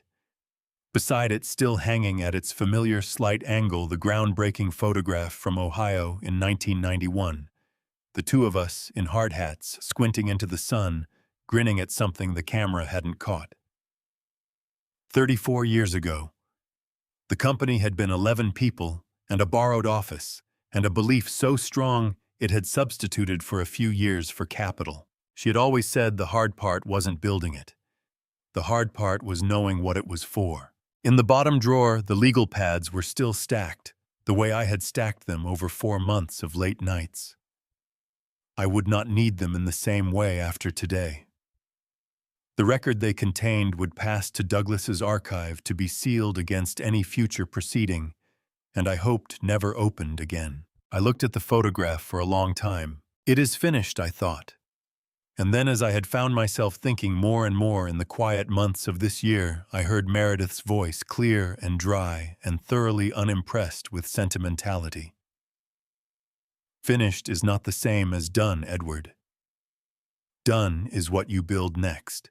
I reached for the phone. Julian answered on the second ring. It's over, I said. A pause on the other end. The particular quality of a silence that is absorbing something. Then both of them, I said. Today, another pause. Shorter. Then quietly, with a steadiness that reminded me of every reason I had made the choices I had made. Okay, Dad. Thank you. I held the phone for a moment after he rang off the receiver, still warm in my hand. Done, I thought, is what comes next, and I already knew where to begin. October passed the way months pass, when you are waiting for something not slowly, exactly, but with a particular weight to each day that makes you aware of time in a way you usually are not. Julian came to the office every morning. He was methodical in the way I had always hoped he would be, not flashy, not interested in making his presence felt through noise. He asked the department heads questions they were not used to being asked, not about numbers, but about people. Who was overworked? Where the communication gaps were? Which processes had been built around Raymond's preferences rather than operational logic? The department heads, most of whom had been quietly exhausted by the previous administration, responded with the particular energy of people who had been waiting for someone to ask. I watched from a slight distance and said very little. It was, I realized, the first time in 40 years that I had watched someone else run my company and felt something other than unease. The formal board vote took place on the 4th of November. Franklin Webb called it to order at 9 in the morning. The motion was straightforward: to confirm Julian Arthur as permanent chairman and chief executive officer of Arthur Logistics, and to formally accept my transition to the role of founder and chairman emeritus, an advisory position with no operational authority and no voting rights. The vote was 11-0. Even the 2 board members who had voted against us in September raised their hands. I did not ask why they had changed. Some things are better understood than explained. After the vote, the room cleared gradually. Board members stopped to shake Julian's hand, exchange a few words, the particular social choreography of people recalibrating their professional relationships in real time. Franklin Webb stopped at the door and looked back at me. 40 years is a long time to hand something over, he said. It is, I agreed. You picked the right one, he said. Then he left. Julian and I were alone in the boardroom. The city moved outside the windows, indifferent and continuous. The same view I had looked at from this room for 4 decades. Julian was standing at the head of the table, my chair, now his, with one hand resting on the back of it. Not sitting yet, just standing there in the particular way of someone who is aware that a moment is significant and is letting it be significant without rushing past it. How does it feel? I asked. He thought about it genuinely, which I appreciated. He did not reach for the easy answer. Heavy, he said, but the right kind of heavy, like something that's supposed to be there. I reached into my jacket pocket. I had been carrying it since that morning, a pen, slim and dark blue, the cap worn smooth at the edges from years of use. Meredith had given it to me in 1987, the day I signed the original Articles of Incorporation. She had pressed it into my hand in the parking lot of the attorney's office and said, "Sign everything that matters with this." I had. Every significant document for 38 years, this pen had been in my hand. I held it out to Julian. He looked at it, then at me. Dad, it belonged to your mother first, I said. She would have wanted it to keep being used. Julian took it. His fingers closed around it slowly, carefully, the way you hold something you understand is being given rather than merely handed over. I watched his jaw work. He pressed his lips together and looked down at the pen for a moment, and when he looked back up, his eyes were bright in a way he did not try to hide. I pulled the formal transition documents from the folder Douglas had prepared. 3 pages each requiring my signature in 2 places and Julian's in 1. I took a different pen from my breast pocket for my own signatures, a plain black ballpoint, nothing ceremonial, and signed where Douglas had marked. Then I slid the documents across the table to Julian. He uncapped Meredith's pen. He signed his name in the same slightly left-leaning hand I had recognized on the buzzer panel in the Bronx 6 months ago. Clean, deliberate, unhurried. When he finished the last page, he set the pen down beside the documents and straightened up. "There's one more thing," I said. I pulled a separate envelope from the folder. The B Corp conversion filing. It starts the process of restructuring Arthur Logistics as a social enterprise. It will take 18 months to complete, possibly longer. There will be regulatory filings, independent assessments, a governance overhaul. I paused. It was your mother's idea, actually. She raised it in 2014, and I told her the timing wasn't right. I looked at the envelope. The timing is right now. Julian picked up the envelope. He turned it over in his hands once, then set it down on top of the signed documents with a kind of quiet finality. Then, for the first time since he had walked back into my life in May, my son smiled. Not the brief, careful expressions I had seen before, the almost smiles, the restrained ones. This was a real smile, slow and full, the kind that starts in the eyes before it reaches the mouth. It was Meredith's smile. She had worn it exactly the same way. My chest tightened with something that was not grief and not quite joy, but lived in the same neighborhood as both. "Okay," Julian said. "Let's build something worth keeping." I thought of Meredith. I thought of Leo. I thought of a kitchen table in the Bronx with a wobbling leg and 2 chipped cups and the particular kind of strength that is built quietly, without anyone watching over years. And I thought, yes. Finally. Yes. The office space was on the ground floor of a converted warehouse on Elton Avenue in the South Bronx, 3 blocks from Julian and Sophie's apartment. It was not large. 4 rooms freshly painted in a shade of warm white that Sophie Arthur had chosen with good light from a row of east-facing windows that caught the morning sun and held it. A small reception area, 2 meeting rooms, a back office where the paperwork was already beginning to accumulate in the organized fashion of things that were being built correctly from the start. On the wall beside the front door, in plain sans-serif letters, was the name we had agreed on in November, the Meredith Arthur Foundation, pending IRS 501c3 approval. I stood in front of that sign for a long time before going inside. It was the 22nd of November, a Saturday. Julian had suggested the weekend so that Sophie Arthur could be there without rearranging her hospital schedule.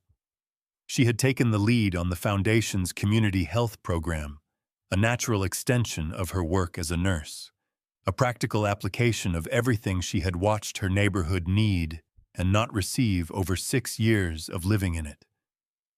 She had spent 3 weeks drafting the program framework, and she had done it without being asked, which told me everything I needed to know about whether the foundation would actually work. Julian met me at the door. "Leo's inside," he said.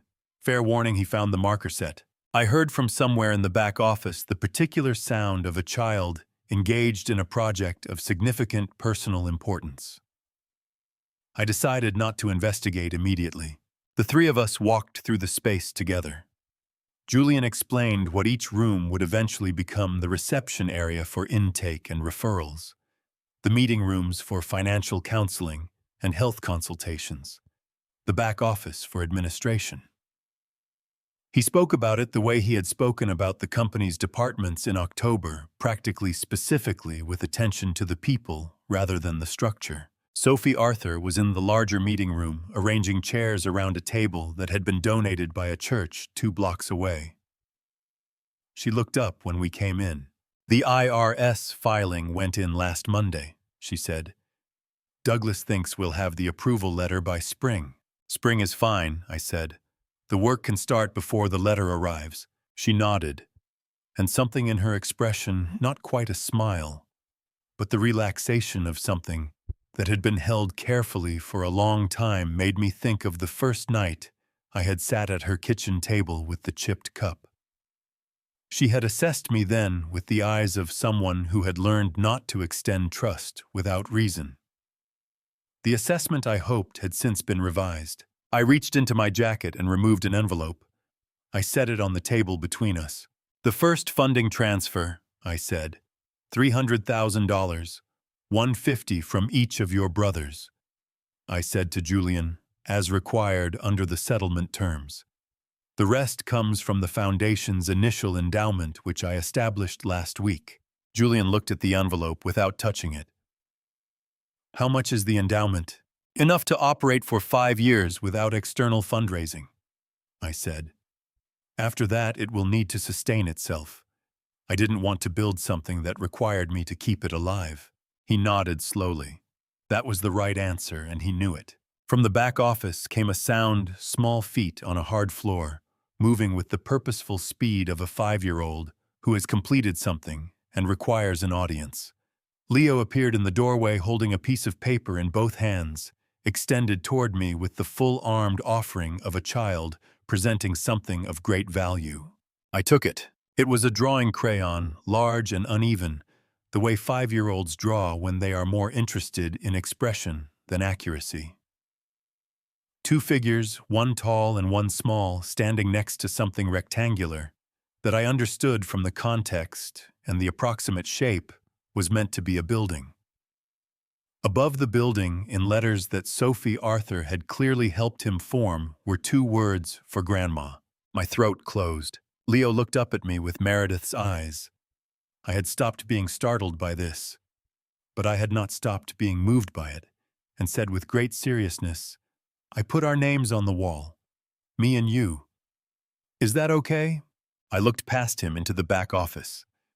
On the lower section of the freshly painted wall in green marker were 2 names written in a child's careful, irregular hand, Leo, and below it, slightly larger, Grandpa. I looked at my grandson for a moment. My eyes were burning and I did not try to stop them. "That is more than okay," I said. Leo seemed satisfied with this assessment and returned to the back office for further projects. Julian watched him go with the expression of a man who has learned that his son will always find a way to locate the emotional center of a room. I was still holding the drawing when Sophie Arthur touched my arm lightly and stepped out to take a phone call, leaving Julian and me alone in the meeting room. Julian reached into the bag he had set on the table when we arrived. He removed an envelope, plain white, no return address, postmarked 3 days earlier from an address in Connecticut. I recognized as Raymond's home. "It came to the apartment," Julian said. "I haven't opened it." He slid it across the table.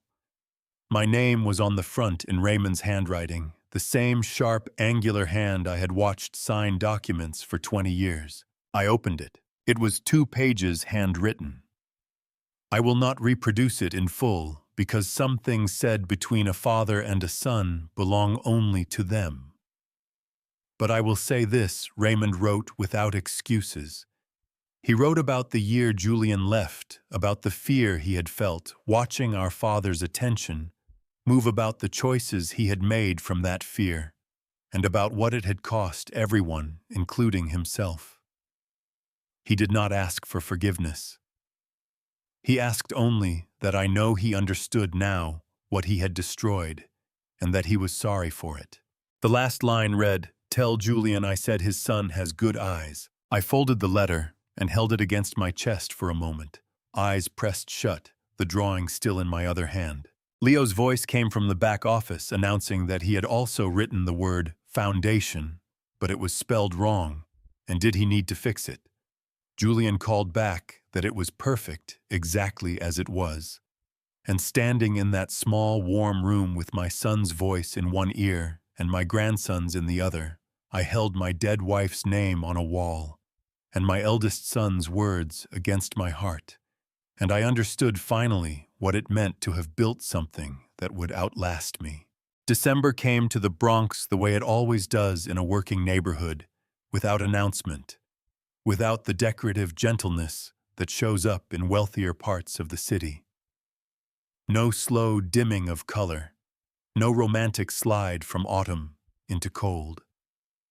Just one morning, when the wind carried something final in it, when the last of the leaves gave up, and the pavement turned the particular shade of gray that means winter means business. The burro adjusted the way it always adjusts, coat zipped higher pace, a half step faster, chin dropped against the wind. No drama, no ceremony, just continuation. I had always found that admirable. I parked the Volvo on the same block I had parked it in May, when I had driven here in the dark, without calling ahead, and stood at a buzzer panel reading my son's handwriting and wondering whether I still had the right to press the button. 7 months ago. It felt longer than that in some ways, and shorter in others the way time behaves when something important happens inside it, expanding and contracting simultaneously, depending on which part of it you are standing in. The park was 2 streets over. I knew it from Miller's old reports, the accurate ones, the ones from before Raymond had poisoned that well, too. Miller had noted it as a location Julian visited regularly on weekday mornings before Leo's preschool started. At the time, I had read that detail the way I read everything in those reports at a distance through glass as information about a life, rather than as the life itself. I walked the 2 streets slowly, hands in my coat pockets, and arrived at the iron gate in the fence at 29 minutes past 2. Sophie Arthur was on the bench nearest the climbing structure, a thermos between her palms, watching Leo with the particular quality of attention that experienced parents develop present, without hovering alert, without anxious. She looked up when she heard the gate and raised a hand. A simple gesture. The kind that means you're expected, come in. 7 months ago, she had assessed me from a doorway with the careful eyes of a woman who had learned not to extend trust without reason. The assessment had been revised. I did not take that lightly. Julian was standing near the far oak tree with his jacket collar turned up, looking out at the street beyond the fence. He turned when he heard my footsteps on the frost-edged path. Something in his face settled not relief, exactly more like the quiet satisfaction of a man who had said he would do something and was now watching it happen. "You drove yourself," he said. "It appears I did. Thomas called me," he said. "He said you've been taking the Volvo out every Sunday. He's worried about the tire pressure." "Thomas worries about everything." "He's not wrong about the tires," Julian said. Before I could respond, Leo appeared at the top of the climbing structure. Red coat slightly too large for him, the left sleeve already acquiring what appeared to be a green marker streak of unknown origin, and addressed the park at a volume normally reserved for maritime emergencies. "Grandpa!" The 2 oak trees absorbed the announcement without complaint. I raised my hand to indicate I had received the transmission. Leo, satisfied, immediately returned to the serious business of navigating a descent that prioritized speed over all other considerations. He arrived at my legs with the full commitment of a child who has not yet developed a reliable braking system. I steadied myself and put my hand on the top of his head. His hair was cold from the winter air and slightly damp at the edges from exertion. He looked up at me with eyes that I had learned over these 7 months to stop being startled by. Meredith's eyes. The precise shade and shape of them carrying the same quality of directness, the same refusal to look at something sideways when straight on was available. "I can cross the monkey bars now," he said. "All the way, without stopping." "I heard," I said. "Your father mentioned it." He frowned. "I wanted to tell you myself." "Then tell me yourself." He stood slightly straighter. "I can cross the monkey bars all the way without stopping. My hands hurt after, but that's okay because that means I did it hard enough." I looked at my grandson for a moment. This small person in an oversized red coat who had the profound, unshakable confidence of someone who has not yet been taught to doubt himself. "That is exactly right," I said. "That is how every worthwhile thing works." He considered this, accepted it, and sprinted back toward the equipment to demonstrate. Julian and I walked to the bench beside Sophie. She handed me a cup from the thermos without asking how I took it, strong, plain, no sugar, the same as the night in May, when I had sat at her kitchen table for the first time and held a chipped mug and tried to find the words for 6 years of absence. She had remembered. People who have been paying attention always remember the small things. We sat for a while in the comfortable quiet of people who no longer need to fill the space between them with reassurance. I watched Leo cross the monkey bars. Julian had been right. The boy made it across without stopping. Hands red from the cold, iron jaw, set with the particular determination of a 5-year-old who has decided that an audience changes nothing about the standard required. When he reached the far platform, he turned immediately to check that we had witnessed it. All 3 of us raised a hand. He was satisfied. He dropped from the platform and went directly back to attempt it again. Julian spoke without turning his head, his eyes still on his son. "The first board meeting as permanent CEO is January 6th, he said. "Douglas will be there for the first half. After that, it's mine." "I know," I said. "I'll be in Greenwich." Julian nodded. He understood what I meant, not absence, not indifference, but the deliberate choice to stay out of the room and let it be his. We had talked about this in November, sitting in the office that had been mine for 40 years, and was now his, working through the transition with the kind of honesty that is only possible between people who have already been through something worse together. I had told him plainly the hardest thing I would do in this entire process was learn to stop reaching for the wheel. He had told me plainly the hardest thing he would do was trust that I had actually let go of it. We were both still learning. That seemed right. Sophie refilled my cup without asking. I accepted it. The afternoon light was doing what December light does in New York, when the air is clear and the sun is going down early, flattening everything into a long, warm gold, the kind that makes ordinary things look briefly like they have been considered carefully and placed exactly where they are. The oak trees bare and black against the sky, the playground equipment casting long shadows across the frost, the brick faces of the apartment buildings on 3 sides of the park, with their lit windows beginning to glow as the afternoon deepened. A city neighborhood at the end of a Sunday settling into itself. I reached into my inside coat pocket. I had been carrying Raymond's letter since the day it arrived at the foundation office in November. I had read it 4 times. Each time I had folded it back along the same creases and returned it to my pocket without fully deciding what to do with it.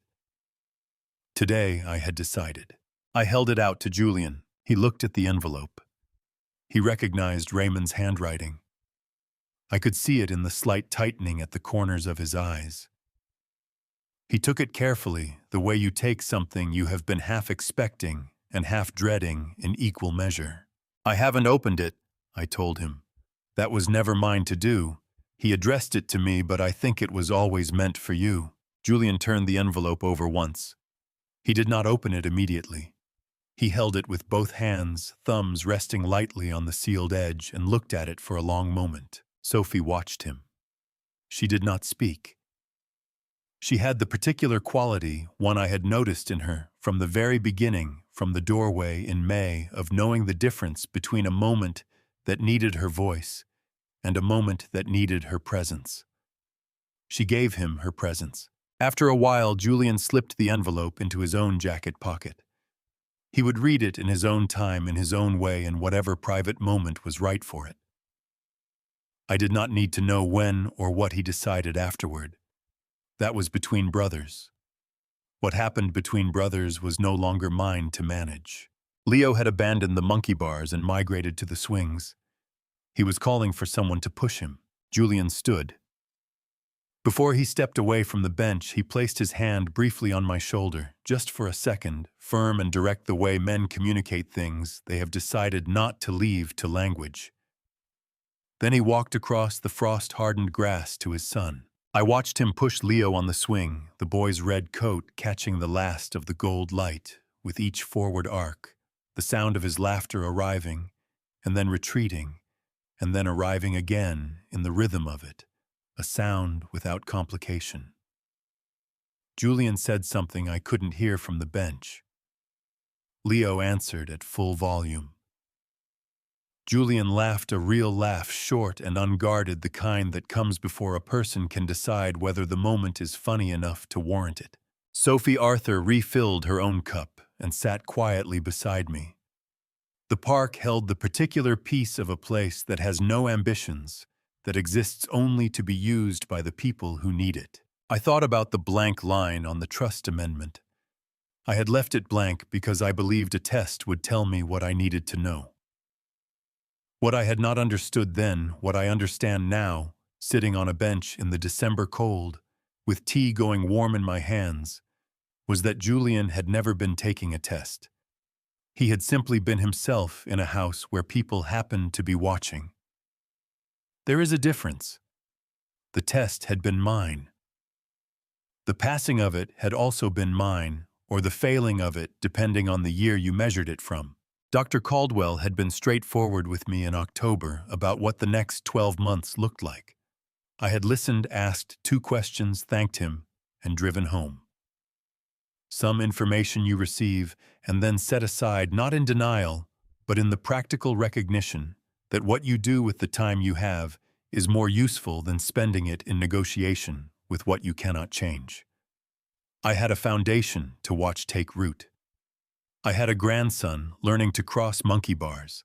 I had a son who had finally walked into the right room. I had enough. Raymond's letter was no longer in my pocket. Julian's jacket held it now. That felt correct, not as a closing, not as a resolution of everything that had been damaged between those 2 men over 6 years of deliberate harm, but as a beginning of the long, uneven work that follows when people decide to remain in each other's lives. The work is never clean. Anyone who tells you otherwise has not done it. The December sky above the Bronx went from gold to gray to the particular deep blue of a clear winter evening just before full dark. The first stars appeared above the apartment rooftops, faint and exact. Leo asked Julian to push him higher. Julian complied, shaking his head but smiling. The boy's laughter rose and fell with each arc of the swing, indifferent to everything except the height and the cold air, and the fact that his father was there and his grandfather was watching, and the world from 5 years old, and at the top of a swing's arc was enormous and available and entirely his. I held my cup in both hands. Meredith's pen was in Julian's desk on the 41st floor. The foundation's sign was 3 blocks east, white letters on a warm wall waiting for spring, and an approval letter and the long work of becoming useful. The Volvo was half a block north, tires in need of attention, according to a man who had driven me for 11 years and earned the right to say so. The kitchen table on the 4th floor of the building 2 streets away still had its wobbling leg, and I had made a quiet decision sometime in November to leave it exactly as it was. I sat on a bench in the Bronx on a December evening and let my tea go cold and did not mind. My son's voice crossed the frost-edged grass. My grandson's laughter moved through the bare oak branches and up into the evening. The city held us all without comment, the way cities do, the way the best things do not. Asking to be thanked, not requiring acknowledgement, just continuing, just present, just there. I had spent 40 years building something I believed would last. I had been right about that. I had only been wrong about what it was. I spent decades building an empire thinking wealth was the ultimate legacy. I was a fool. God gives us time not to hoard power, but to see who is truly sitting at our table. Look at my life. Please don't be like me. Don't wait until the winter of your years to realize you've been blinded by your own pride.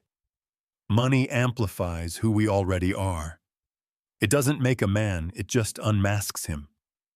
I firmly believe that testing those you love only proves your own insecurities. Every family story has its scars, and ours is no exception.